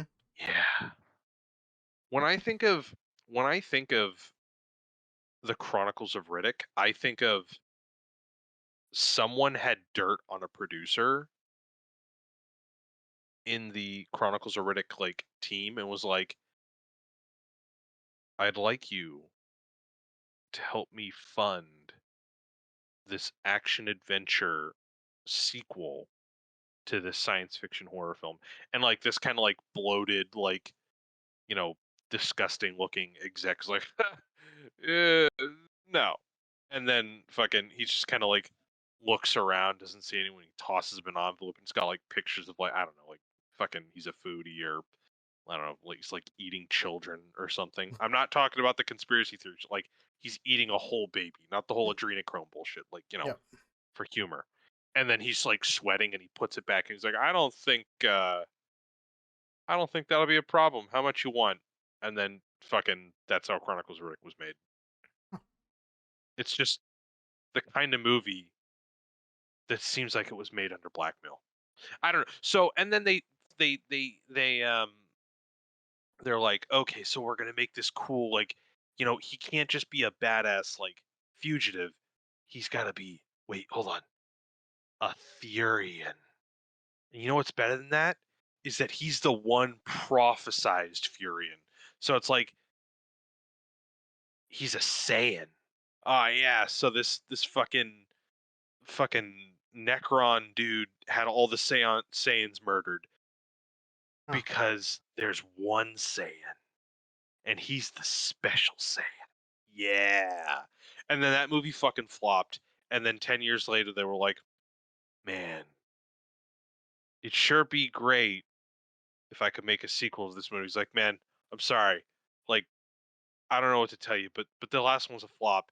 And then like he pulls out an SD card because it's 10 years in the future now, right? So you got to keep up with the times. And he Yeah. plugs it in his computer, and it's like it's newer photos of him eating babies. Like he didn't learn from the last time, right? Like he's got it Right. like Right. Subway style, where it's like he's got like this really awful like herb bread, and he's just like unhinged his jaw, and he's just like got his hand on the back of the sandwich. He's kind of just like, you know, with each new photos, like his hands getting closer to his face as he's like shoving the baby sandwich into his mouth. And it's like, Yep. fuck, you can get your like back to basics low budget sequel in the vein of Pitch Black, where it's like, oh cool, he's on this planet with this gimmick. Oh no, the planet's super dry. And then it starts to rain and then the monsters come out. And then that's it. Like it's literally a carbon copy of Pitch Black, and it's not nearly half as good as, in my opinion. Yeah. The only thing good in it is the dog, it's a CGI dog that dies. CGI dies. But yeah, CGI dice. I did like the character of Richard P. Riddick. Is it Robert or Richard? I think it's Richard P. Riddick. Mm. Uh, and they like made him like the savior thing that I didn't care for. I don't know. Yeah. But yeah. Yeah. So there's that. There is that. Okay. Now. Oh, So apologies. So this is going to be live action. yes. Okay. There's two other. So there's one that released earlier this year. That's a animated one. I guess it's a movie or something, maybe. And then Well, they've been there's releasing a bunch of animated stuff for Resident Evil. I've never really been too interested. I don't know what it is. There hasn't been much to really like get me there, you know? yeah, no, I agree. I'm in the same But boat. keep I mean, going. no, it's just a little interesting. Because we're talking about Resident Evil and Texas Chainsaw, and you know, they're really going all in this. I don't know. I don't know what to think. I guess it's just because they changed. I don't know. I might like this more because they're really like not following um the story. Anything. Yeah. Yeah. Well, I don't know if they do some kind of like extended thing where they kind of go past the boundaries of the story. I'll be interested in seeing where that goes. Mm-hmm. I mean, it seems like you'd probably have to like ignore most of the games. But I don't know. I'll be Yeah. interested. I'll be interested. Like if it's live action, we'll see where that goes. Right. I Um. can't get over New Raccoon City. It's like, oh hey, it's like BP. It's like, oh hey, we're sorry we leaked chemicals into the water. We're Yeah. sorry. What's the fucking South Park joke they made about that? It's like that. It's like, oh hey, here's New Raccoon City. We're a good Umbrella Academy or corporation. We don't have a virus based on some kind of weird Central European plague that turns peoples into monsters and zombies. We're sorry. Here's a new city. Here's a new city. We're totally Yeah. gonna fuck up. We're fucking evil ass corporation. Yeah. Yeah. So Basically. Yeah. yeah, We'll see what happens. I'll probably watch an episode. Maybe we'll see. damn straight. Um. So I'm gonna let you go on a little tangent about Arcane because I still have not watched it. I Okay. tried to start it, and All good. I got an on call, and so there you And then go. it killed it. I get you. Yep. I get you. Okay, so I mentioned the first episode and how I thought it was following like a predictable, albeit enjoyable kind of formula. Oh Uh man, was I huh. wrong. The best way I can, the best thing I can do is because I haven't finished it. I'm assuming this is the case. Hmm. Is the 9 episodes are divided neatly between 3 episodes into acts. Okay. So instead of your typical like 2 hour movie where in the first 15 to 20 minutes, like, the main character's village gets fucking ransacked or he or she are told they're the one or the savior or whatever, or they pull the Yeah. sword from the stone or they do the magic or they get sorted into the thing. Like that is the beginning of the story. The first 3 episodes are the first act. We Okay. get to know the environment, we get to know the main characters, their kind of complexities, uh, how they kind of bounce off one another. Uh, the first 2 episodes are fun. The scope is raised at the end of the second episode, and all fucking hell breaks loose in the third episode. Uh, Starting the series proper. Mm. I still hold what I said last week. The animation is absolutely gorgeous. Uh, it makes God, it is so enjoyable. I was talking to you earlier about Halo and how Yeah. the outfits don't look too uncomfortable and yada yada yada. Um, Last week we were talking about steampunk, and I fucking Yes. despise steampunk as an aesthetic. Uh, like in live action, I just think it's like it's unimaginative. It's completely like divorced from any kind of innovation. Hmm. Like, oh, hey, let's put a cog on top of some goggles or like a top hat. And I was riffing on that, and I still stand by what I say. I think live action and some animated steampunk is is awful, like genuinely awful. And then Eved reminded me, like, oh hey, was it Mirrodin? Yes. Mirrodin is totally steampunk. And then I was like, wait, holy fucking shit, so is Ravnica, technically. Yeah. And I was thinking to myself, yeah, no, that's totally right. This is some really nice, like, steampunk shit. Mm-hmm. Um, and I was thinking to myself, like, oh, right. Oh, fuck yeah. Because there's stuff that's kind of the reverse of what we were talking about earlier with Halo. Is it's like there are artistic choices and like doodads and bits and bobs all over people's outfits, with the exception of one character who I find a little too egregious for my taste, but like that are on people's persons that would look so stupid in live action Yeah. but look really good in this. And I love um there's a shift between the third and the fourth episode where it's like, oh, the city that they're in, Piltover, is like a technocracy where it's Okay. like, oh, we value innovation, yada yada yada, but it's kind of like on the cusp of industrialization. Okay. Uh, I'd say it's like England, Italy, Spain, kind of like rolled into one. Okay. And then at the end of the third, or at the beginning of the fourth episode, they've kind of hit like a technological boom, and they're kind of like modernizing. So there's more light, there's more like piping and shit like that, and like airships and so on. There's a bit of a time leap.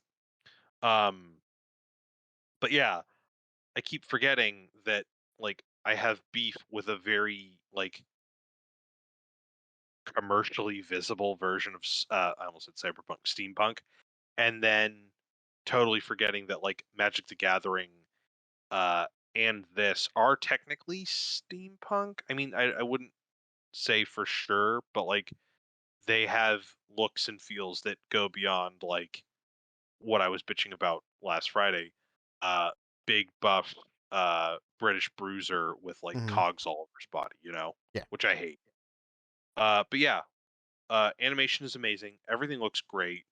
Uh Voice cast, I don't even think most of the voice cast is trained for voice acting, and Oh. they do such a phenomenal job. I don't know, I haven't looked into how they do it again, but like the articulation and emotiveness of the characters is so human, like is so lifelike to Yeah. me, and yet is still like, oh, we can have room for exaggeration like what we were talking about before, where Mm-hmm. animation is a form of exaggeration. You Yep. heighten the quality of like emotion or you know silliness or grandeur. But the voice acting is amazing. The uh, the character designs are nice. Uh, the story is really mature, like Okay. really mature for what I would have expected. It was like what I was saying before, uh, except ramped up to a 10, where it's uh like they're obviously kind of awful people, but they all have shades of gray. Like there is no completely evil person in this show. There are Okay. people who obviously like do terrible things. You obviously don't root for them, and like you want them to fail, uh and the things that they do are obviously causing harm. There's no ambiguity about that. There's a character who is kind of a turncloak, and she's sided with one of the main bad guys, and the entire fucking time she's a just typical fucking henchman, right? Yeah. And then him and his adopted daughter have a fight, Mm. and she leaves and he goes into a meeting with henchmen, like who gives a shit henchmen, and Right. he's leaving, and like out of fucking nowhere she's like, hey, I have about as much character like in common with this character as like fucking whatever analogy, but my father and I weren't on good terms. Just give her time. And I'm like, holy fucking shit! Like that was a moment of humanity for like a brief fucking moment. Like the main bad guy is fucking awful. Mm-hmm. I can understand where he might be coming from, but like he's awful. And he has this adoptive daughter that he has a very terrible relationship with, but it's pretty fucking obvious through some of the choices that he makes that he keeps her around not just for some like advantage or not some Yeah. like benefit to him. Like there's some genuine, it's fucked up, but like some genuine like care there. There's this fucking asshole cop, and like he cares about the people underneath him, even if he's like a corrupt ass dude, and he cares about his daughter. And it was like there's some really human moments. There's a fucking character who like manipulates this other person uh to benefit her like political status, and Mhm. then like ends up having this really intimate moment of connecting with him. And I don't know, it's just like there's moments where it's like you get to know this person and you think like, oh, they're just mustache twirlingly evil, or like they're stereotypical like Game of Thrones like manipulator style. And then Right. like you'll get a scene where it's like, oh shit, no, they're not like good guy, bad guy camp. They're just like human fucking beings. And I've never seen that in a cartoon. Fucking ever. There is my favorite arc at the moment is if you watched the first episode, it's when they're robbing the little apartment. Mm. The guy who owns that is this ideal the apartment is this idealist who like becomes who is an inventor, but he kind of skirts some safety because he believes like, hey, people need this stuff. And like he I don't want to spoil him, but he gets into a position of power, and it's like he kind of like goes in a weird direction with it. And it's like you're rooting for him in the beginning, and you still are rooting for him, but it's like, oh, okay, like the decisions that he's making put in context are pretty Ned Starky in Mhm. the final, episodes of the first season, where it's Yeah. like, oh, you have no idea how politics work, do you? Ooh, yeah. But it's like Yeah. normally you wouldn't see something like that, right? Like the idealistic Right. guy would be like, you know, he'd make a slight minuscule mistake, but it wouldn't detract from how good-hearted he is. Or like, you know, the uh the evil guy might have this kid, but we still have to show every 5 seconds how evil he is. Like, don't get me Mhm. wrong, he does all those things, but it's like I'm reminded of Avatar: The Last Airbender that had no interest in showing O's, and this is not a criticism. I'm not making a Yeah. criticism of The Last Airbender. I just want to specify that before I'm beaten. No, Ozai was not made with the intention of being like a loving father, but also a terrible person. Like there Yeah. was no point in any way. Mm. Yeah. Uh, Hold on, I'm going here with something, but I'm having a brain fart. I'm trying to get there. Um,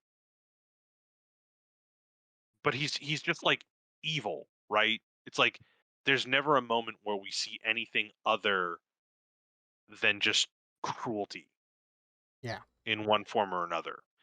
And then with the main villain of this story, or the main like conventional antagonist, we see that as a part of his character, he is cruel, yeah, but there are like these really intimate and quiet moments where it's like he has a relationship with this character that is so ah I just I don't mean to say human a lot, but just human comes to mind, where it's like there are just so many shades to these characters where it's like, yeah, they're evil, or they're good, but like they do terrible and good shit, and it's like, it's so enjoyable to see an animation where it's like stuff like this isn't just God, I don't know. I'm sorry. I'm losing track of like my critical lens, like my attempt to be critical. But like, I was talking to you last week about how like it doesn't feel like I'm being patronized. Like some of the writing can be a little silly. Some of the animation I think is maybe a little over the top every once in a while. But like, I don't feel like coddled for once when I'm watching Yeah. a cartoon where it's like, oh, the writers are out of their depth and they're doing like, you know, something gruesome just for being gruesome, Yeah. or like, oh, it's gory, so it's missing, like heart, or but it's like it's mushy and it's upbeat and plucky, and it sacrifices some of the tonal seriousness that it might like benefit from if it got just a Yeah. little bit darker. And this has that. Like this like man, it's so fascinating how like the first 3 episodes felt just like a straightforward kid like, oh hey, it's like this is going to be like an adaptation of a video game, and we're going to do like the most general wide net, let's get as many people as we can, check all the boxes kind of thing. And then Yes. the following like episodes just completely are like, okay, um we uh we got everyone's attention, now let's tell some story with some really good characters. Okay. Yeah. And I definitely need to sit down and watch it. Really no rush. I'm probably giving the impression that I'm overhyping it. I just like it Mm, because I love the art style. yeah. I think American animation can thrive. Hold on. I'm gonna, tangent, Yep. tangent. Meow, meow, meow, meow. Yep. American animation has always been, no, in my opinion, American animation has been stuck to the sidelines as fun and pretty and varied. Mm, Whereas like Japanese animation has kind of dominated and so on and so forth. Um, straight American animation, I think, is very, very, very lackluster. mm-hmm. Uh, I think that Netflix He-Man show, which I haven't seen the second season of, and I'll bring it up and review it later. I think the animation for that and like Castlevania and that Blood of the Gods or whatever it is, the Greek fucking shit that they also developed, that same developer, I think that's a backstep for animation. Like cheap, blocky, like stuttery. Mm-hmm. I feel like Arcane is a complete and total departure, and I assumed that that was going to be the case. I really do feel like that this kind of animation is an example for what American animation can do, like what it can Okay. bring to the table. Yeah. Fair So, enough. yeah, yeah, totally. Like with and see, the thing is I like this more than Spider-Man Into the Spider-Verse, because even Oh. with Into the Spider-Verse, I felt that some of the frame rate, or I still felt that on several occasions it was still a little stuttery. Mm-hmm. But I ended up liking this because it was so smooth. Even the backgrounds felt like alive. Like I get that they're two-dimensional and they didn't have, like you're not going to animate the entire thing all the time, but there wasn't like a moment where I was like, that's just a frozen 2D image. Right. Characters and all the backgrounds, like expressions. Man, I really just like this show. I'm sure that there are a couple things that I could like nitpick, as I always fucking do, but I just Mm-hmm. like it. I really do. I don't give a shit that this is connected to League of Legends. I've never fucking played League of Legends. I'll never play it.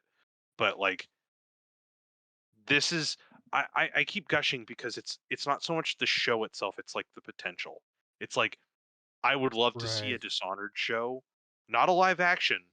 I would love to see a Dishonored show with this animation and with this kind of like focus. Interesting.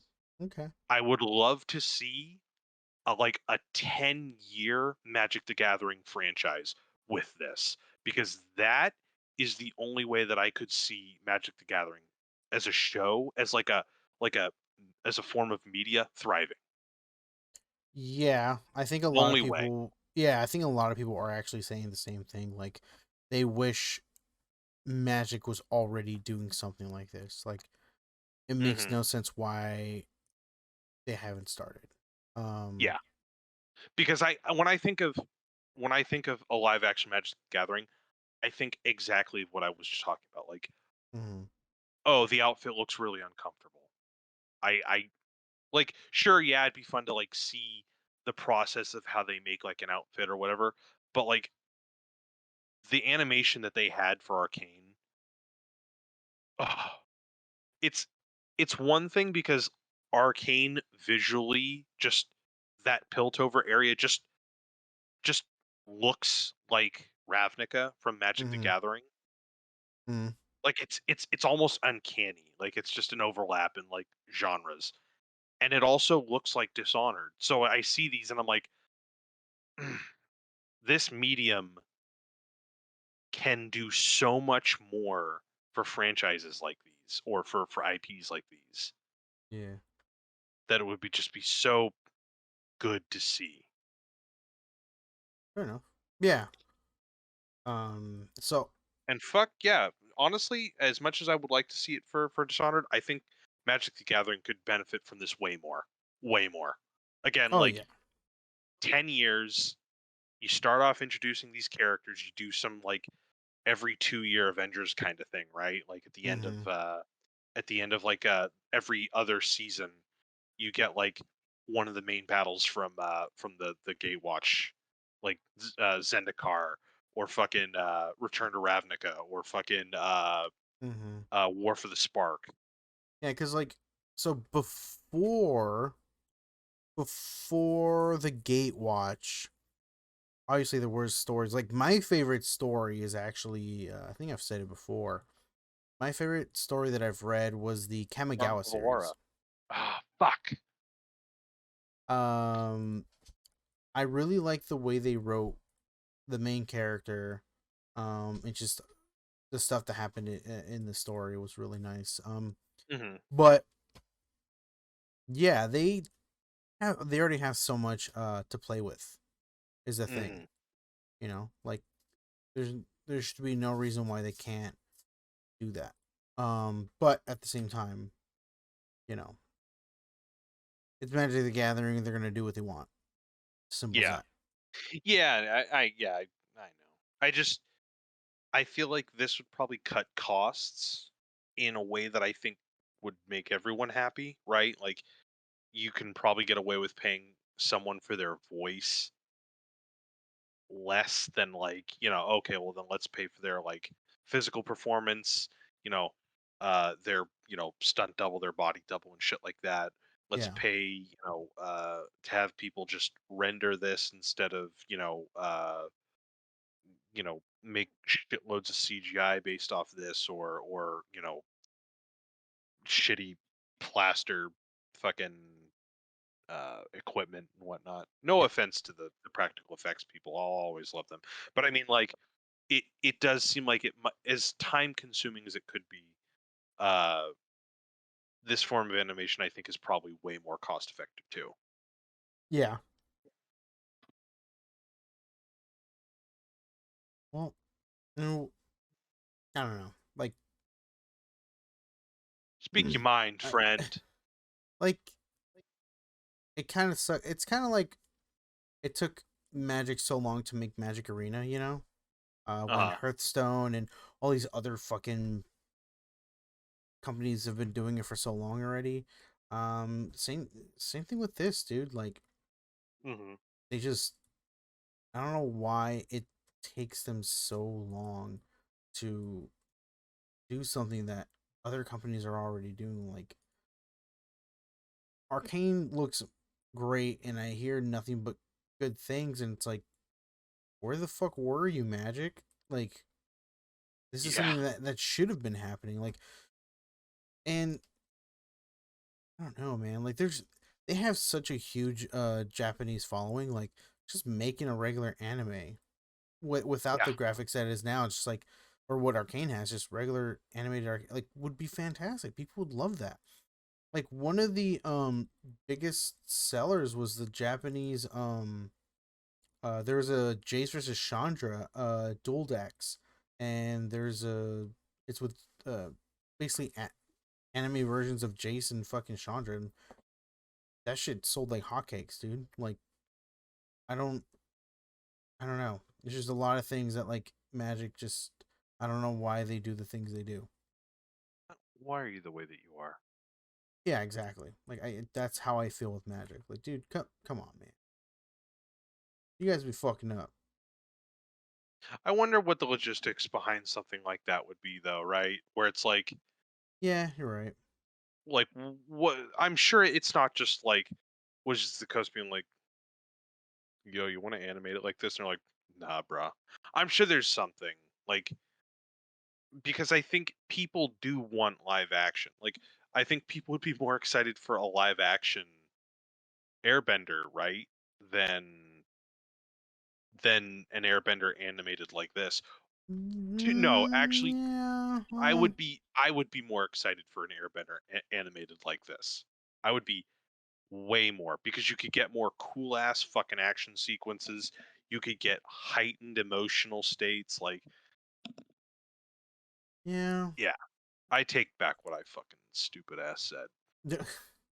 No, I mean, yeah, I think I agree with you, but it's just I don't know, like like I don't know what the appeal of live action is, but yeah, it is Mhm, more appealing for some reason. I think it was a while ago that I brought up the topic with Univet where I was saying like I'm sure there's something that live action has over an making something animated. mhm, I couldn't figure it out then, and I think I figured it out at one point, but I forgot it, and I think what it was is it's more relatable. Where something's animated, like there are things that are just not humanly possible that you can do. right. And why wouldn't you do it, right? But Mhm, when you have a live action version of something, it's so much more relatable. I think the first thing that pops to mind is Captain Carter. Like I brought up when we mhm. were watching it, like how is Captain Carter hopping over these giant ass walls, or Captain America doesn't jump? You know what I mean? Like Captain America in the movies, the live action movies, wasn't doing anything like that. Yeah. And I think it's because it's more relatable. Like they are Mhm, just humans, but you know, the superheroes or whatever. So it's like yeah. having a live action, like seeing a live action Avatar: The Last Airbender would be good. It'd be really if it's done right, right? Yeah. Um, because there is a live action and it's awful. But if it was done right, it it'd be people would want to watch it. Would they watch it over the animated series? No, like, um, it's just the other side of the coin is, at least for me, is why even do a live action? You know, Mhm. like I understand. Like I think it's the whole like video game thing, right? Where like everyone's doing remasters of everything. Yeah. Um, and it is kind of annoying because you're just like why I don't you get just it. make like, and it's annoying. And then with in the cinema world, I mean they're also making remakes, but I think it's the making live action versions of certain series, Mhm. animated series, Cowboy Bebop, uh, Avatar: Oh, The we'll Last get to Airbender was a big. Cowboy fucking Bebop. Oh, you can talk about that next. No, no, I'm talking about it next week when I actually fucking finish it. Okay, sounds good. Um, but yeah, I don't know. Like I I accept the fact I that just yeah. was Go ahead. Go ahead. Go I'm ahead. I accept the fact that I'm only one person. I'm not the Mm, entire planet. I'm not um I'm just me. Um but it's still like I don't know what the appeal is when it mhm. comes to like I want a live action version of this or whatever. Just like just do you like just watch the original. you know? Like Yeah. there's a reason why they want to make it animated, right? And there's a reason why it worked out being animated. Right. I think I told you, and I was talking at work once where I said like Cowboy Bebop is an example. Like I want to watch, like I'm gonna watch live action of things, but like because I do want to see at some point where they are able to make it work as a live action, because you have to take a live action version of like what you have to do with the live action version of an animated series or movie or whatever is you can't shot for shot it. You can't do the exact same thing, right? Mhm. Because there's a lot of things, like you said, very over exaggeration when it comes to animated stuff. Um, Right. And then so you, when you're shot for shotting it, you're not making. I don't think you're making something enjoyable. You're just transposing something that is probably, like you were also saying, just meant for one medium and just probably making it look not quite as good in another medium. yeah, Like you're not producing anything. yeah, The whole point is that, like, if you're going to adapt something to another medium, you offer what that medium can provide to that story, right? yeah, yeah, exactly. So I don't know. It's not gonna stop though. People are gonna Yeah, keep of wanting course to not. the live actions and shit, and it is what it is. And people are gonna keep making them. Because Oh yeah. I think we, was it last week that we talked about, or we're saying like people are gonna just want to make their versions of things. Mhm. Like they think they can make it better. Like, oh, how cool would it be if we did this live action? And don't Like get me wrong, some of them, like, I would imagine some of them can be good or are good, yeah, I think but like it's I think I possible. think it's a tightrope. It's like Yeah. I was saying before. It's some of it has to be like, God, I I want to judge Mm-hmm. Cowboy Bebop like right now, but I really do need to finish it before I say anything.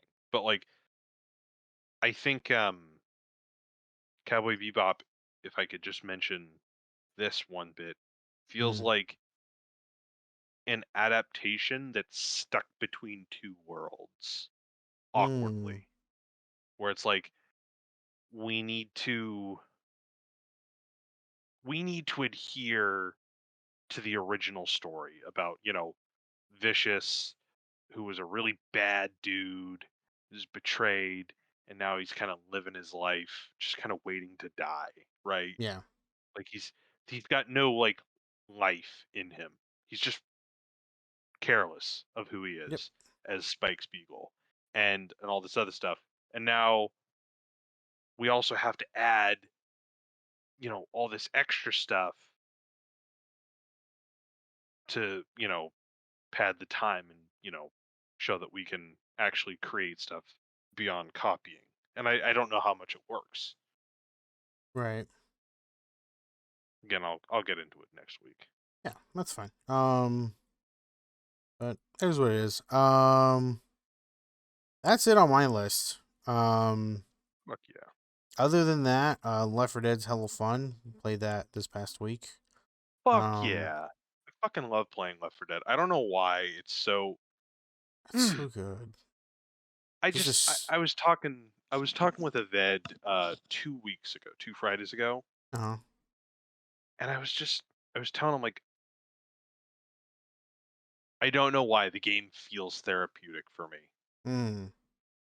And it's I not think. like necessarily like the shooting portion. Like that's fun. Like that's as fun as a game is fun. But like visually, it's just perfect for me. And I'm not trying to say like the game is perfect. I'm sure there's shit that a modern person would be like, whatever. But like the way the game looks, like physically, visually, with Mm. that era of Source Engine is perfect for me.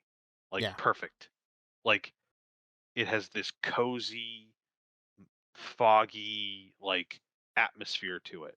An atmosphere that I don't think its successor has. And I don't mean Yeah. Left 4 Dead 2, I mean like Back for Blood. Yeah. Where it's like it's funny that Back for Blood can kind of pretty much be like a carbon copy of Left 4 Dead, Mm-hmm. but not have like that sense of atmosphere, right? Right. So Yeah. I yeah. don't know. Well, I mean, I don't know. For that's just so much fun. I think it's more of just it's an arcade shooter. Like it's Yeah. meant to be, I guess, therapeutic. It's just supposed to be fun, you know. Yeah. So And that's just what I like. I think a recurring thing that I keep mentioning, I think, is just very small, contained, uh, well used loops, right? Like mm-hmm. not fucking Red Dead Redemption fucking life simulator, but like Right. Left 4 Dead does like a small handful of things like perfectly.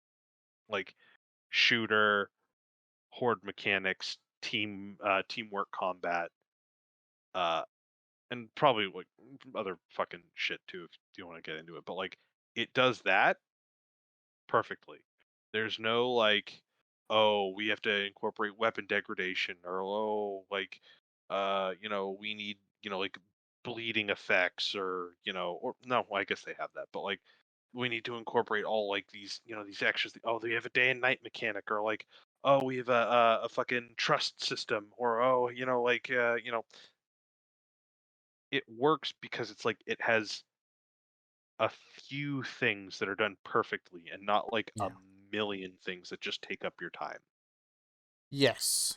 That's always been my thing when it comes to the basically 1 and 2. Like I feel like 2 just they added like they didn't add too many things, but they did add things, and it just for me personally took away from Yeah. what Left 4 Dead 1 had. Uh-huh. And then I think same thing with like Back for Blood. Like they added a lot of things. Obviously, so many different uh just guns in general, attachments. Yeah, just attachments in general, right? Like that, just Hmm. that wasn't a thing in either Left 4 Dead. And so yeah, I don't know, man. It's just one of the games. Like I can always go back and obviously for me, like I can always go back and play Final Fantasy 7 over and over again, right? I do Oh it every yeah. year. Um, it's just one of those games for me, and I think Left 4 Dead is just gonna be one of those games for us that we can hop in and have. Again, like I said, it's meant to be that, right? It's meant to be an arcade shooter where you can just hop in with your friends, have a good time. I'm personally like I'm not a very competitive person, so and I'm not really good at the multiplayer of Left 4 Dead. So I'm not the biggest fan of it. You It is are fun. just fine, my bro. It's just like Yeah. you do need strategy behind it, right? And Hmm. um if you don't have it down too well, it does kind of screw you over. Especially when you're infected, right? When you're infected, you have to do things a certain way, or else they're just gonna kill you. And if you don't communicate with a teammate like any other team based game, and that's with just regular playing as humans, right? Like if you don't communicate between each other, like you're not gonna have a good time. Um, but yeah, that's like the only thing that I never got into the multiplayer. Like I never found it fun. Because the whole reason why I play Left 4 Dead 1 is just to have fun and do stupid shenanigans. But like when you play the multiplayer, you kind of have to take it serious because Yeah. it's you know We gotta do this. Yeah. yeah, we have to attack at this point Like and this and that blah blah I blah. like it when we take things like a little serious, like if we're doing like expert, right? Where it's like, hey, Right. let's try to be a little more careful. Like that's it. Like that's it. But not like, oh man, you gotta use the smoker here, and then you gotta use the boomer. You have to use it. Yeah. You have to like combo. Like I'm not either. The Yeah. most the most competitive I think I'll ever get while with you is when we were doing Warzone. That was it. And even that for me, I was like, yeah. Yeah. Most competitive I will ever get is definitely Modern Warfare 2. Yeah, on Like fucking that. dirt Yeah, ass rust. yeah, that's what I would, the only thing that I would be like going really hard on, just because Uh-huh. it's one, I'm already good at it, and two, it's like I don't know, it's just that's my cup of tea. Like it was perfect. It was like the perfect Mhm. multiplayer game for Harry, because like I got good at it because I played so much of it. Like I can play with any fucking weapon and do decent. Like I wasn't good at every single weapon, but because You were I no, you were pretty good, no, dude. when I Seriously. first started, I wasn't good with every weapon, but because I was able to do stupid shit with every single weapon, I eventually got good at it. I Yeah. learned its recoil patterns and like time to kill and all that shit. And the biggest thing that benefited me was just learning the maps. Like knowing the maps Mhm. was the big plus for me because like I knew where the spawns were and all this other stuff. And like I just the reason why I was good at the game is because I've spent 500 plus hours playing that one game, that one Get multiplayer. fucking life loser. Yeah, right. But yeah, that was like that is me. Like the thing is, like I can go 100% try hard, but I can also just shift gears and play with the undermount shotgun and still do fairly decent enough that I'm not um hurting my team, right? Oh ass. Yeah. Um and that was, I don't know, that's fucking great, and that's the only game that I can really take serious, like where I can go, try hard. Mhm. Every other Call of Duty I can't. Call of Duty 4, it was good, don't get me wrong, it's the first of its kind, but Modern Warfare 2 just did it better, Oh yeah. It's just because you obviously, if you think about it, uh it is a limited version of Modern Warfare 2. So Mhm. like Modern Warfare 2 just had like the kill streaks, the amount of attachments available, perk system is just, yeah, it was perfect. God. Mhm. Um but that's the only like game that I'll, at least multiplayer wise, like I would take serious. But everything else I don't know, like I'm not super competitive. I'm just kind of like Yeah. look at things and I'm like, I don't know. Like I'll just go do this and have fun, like doing something Yeah. Oh yeah. stupid. I get what you're coming at from. Um, but yeah, Left 4 Dead, fun. But I'm still going like really hard on D2 and D3 on the Yeah. PlayStation. I Um, need to pick it back up because I am enjoying it. I've just been fucking really loving Left 4 Dead lately. oh yeah, no, that's yeah, the fucking Left 4 Dead is just so much fun. And like you said before, it's good to like change pace here and there, Uh-huh. because it's just like it does get kind of like to have like doing the same thing over and over and over again kind of gets kind of annoying and kind of like over it and stuff. So it does Mhm. help to just sit back and have some fun playing like Left 4 Dead and shit. So Yeah. Oh it, yeah. it it's a good little break between games. Grinding. Yeah. Yeah, because that is Diablo. Diablo is grinding, so um Fun yeah. though. I do It, enjoy it. it's definitely fun. It's just it does definitely like, oh, okay, so what are we doing? Oh, we just kill the exact same enemy over and over and over and over and over again until we reach a certain level and then we can move on. Or like, grinding for certain gear and shit. Like it is what it is. But it's fun, at least for me. Like I like the grind. And actually, Peter picked up. I think I said Peter picked up D3 on the PS4 as well, and he's having a blast over there. And yeah, like I told him because I told him to do D3 first, then D2 because D2 is just basically D3 on hard mode. Because Oh, so D3 is for little bitches. it's more new player friendly. Bitches. Yeah. Which is okay.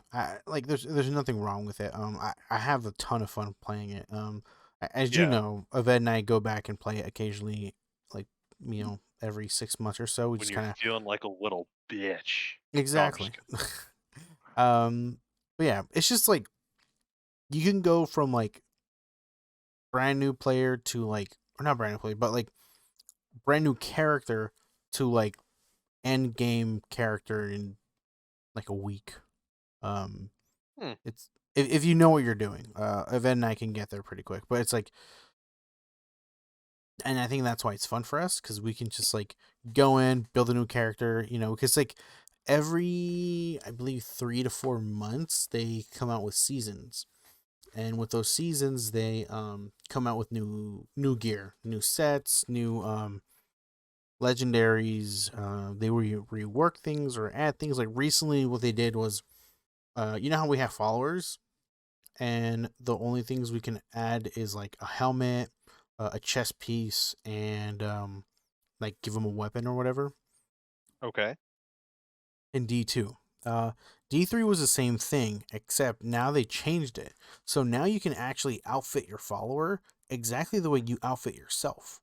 So you can give a follower rings, amulet, a helmet, chest piece, gauntlets, boots, um, basically everything that your character can equip, they can equip as well. And they gave certain legendaries with certain abilities an ability called emanate, which is basically if it's on your follower, you gain that ability. Mm-hmm. So Oh, if that's you interesting. play by yourself, um, which in D3, so in D3, if one of your friends joins your party, like joins your game, you lose your follower. Um, Well, yeah, got to get rid of that other player. yeah. So there's always that, and we're in D2.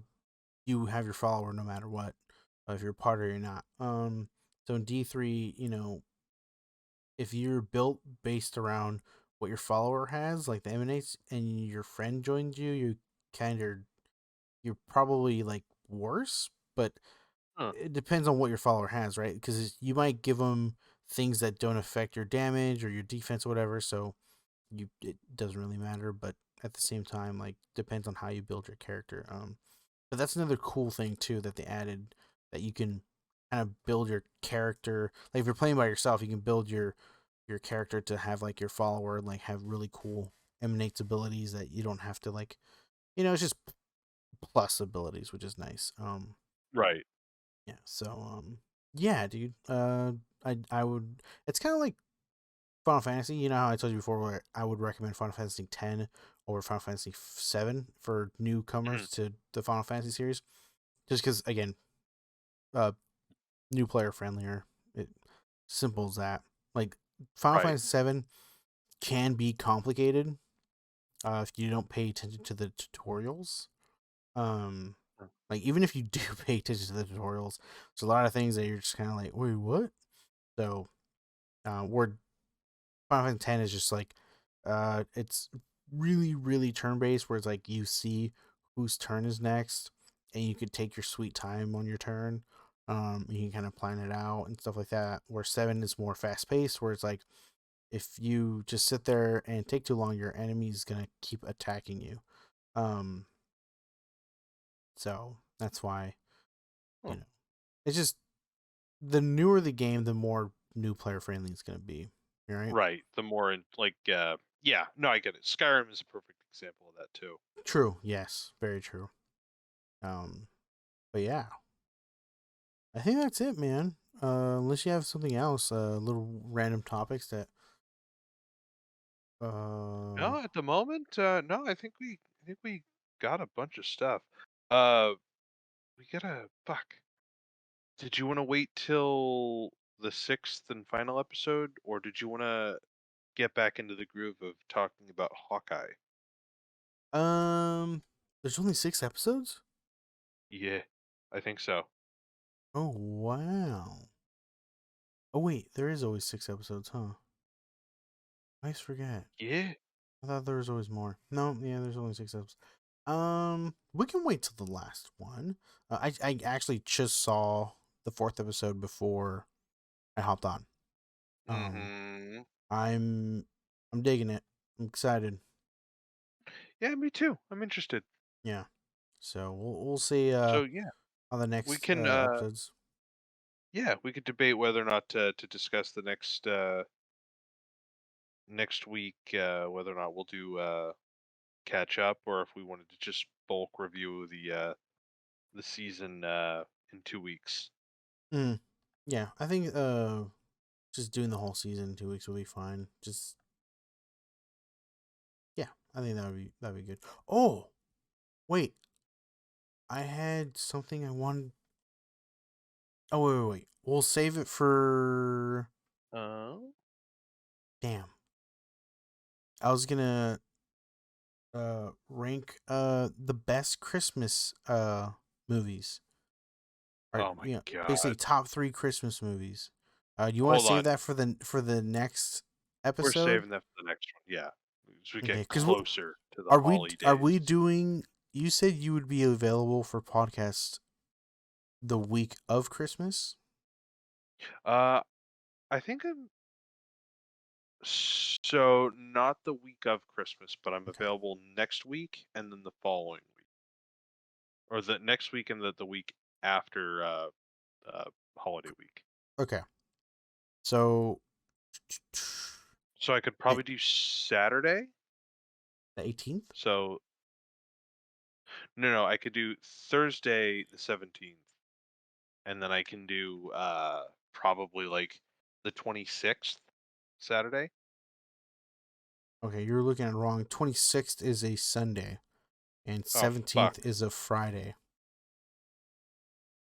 Different. 16th Yep. and the 25th. Oh no, god damn it. Yeah. Nope. No, not that week. Never mind. Next week. Well, Shut up, Harry. so we do have Spider-Man next week. Let's figure that out. Yeah, we have more than fucking Spider-Man, dude. Okay, we We have have more than fucking fucking Spider-Man. we have Nightmare Alley, which I think I'm most excited about. We have fucking The Matrix. We've got Oh fucking yeah. oh god, there's so much fucking shit. So when is Matrix? Why am- Matrix is out on Christmas, right? I think so. Okay. So we'll probably see that. We can do that on 28th. Comes out the 22nd. Okay. So you're gonna be gone that whole week. There's $5 Yeah. Tuesdays, so we can just do it on Tuesday. Fuck yeah. I'm down. Sounds good. We'll Fucking just make it a marathon. goddamn right. I'm gonna compile a shitload of fucking Christmas movies too. I No think idea. I have my list. We'll see. You might. Your list might be better. All right. Do you want to do top Oh, 3 or do you want you're to do like gonna a be top? severely disappointed. You want to do top 3 or you want to do like a top 10? Mm. I was thinking top 5. A top 5? Okay. I can do Yeah. top 5. I can do top 5. Okay. All right. I'm down. I'm down. Look, fucking do it next week. All right, bud. Folks, we love talking to each other. That's all. Yep. But if you would like to hear us continually talk to one another, you can watch our videos, like and subscribe, hit the bell, the algorithm notifications on YouTube at Hitting the Mark with Harry and Mark. Mm-hmm. If you want to communicate with us at all, which we haven't checked in years, rent free with the cockroaches, you can hit us up on our email, hittingthemark2020@gmail.com. My girlfriend looked at me as I said cockroaches while she was eating a birria. And if you want to hear the written gospel of one Harry Conlader Ruiz, you can look us up on our Twitter. Capital H, capital T, capital M underscore podcast. Once again, that's HTM underscore podcast. Folks, next week, we're going to go over some more conspiracy theories. Little loosey goosey before we get into the anti Semitic shit. We'll go over the last bits of Arcane. We'll go over Cowboy Bebop and anything else, too. Oh, Yep. and a little bit of news. Nothing related to the podcast. Congratulations to the first branch of Starbucks workers who were able to unionize today. Oh wow! Congrats. Yeah. I wonder how long it's actually going to take for everything to settle. Yeah, agreed. Apparently it was an 18-person vote for the unionization. So good for them. The Buffalo Starbucks workers vote. Good for you. Anyway, Yeah. folks, you guys have a wonderful time. We've got one more podcast until we go on a slight holiday hiatus, and then we'll be right back. But in the meantime, you know where to listen to our stuff. You know where to harass us, okay? So you have a wonderful time not harassing us. Bye bye. Auf Wiedersehen. Assholes.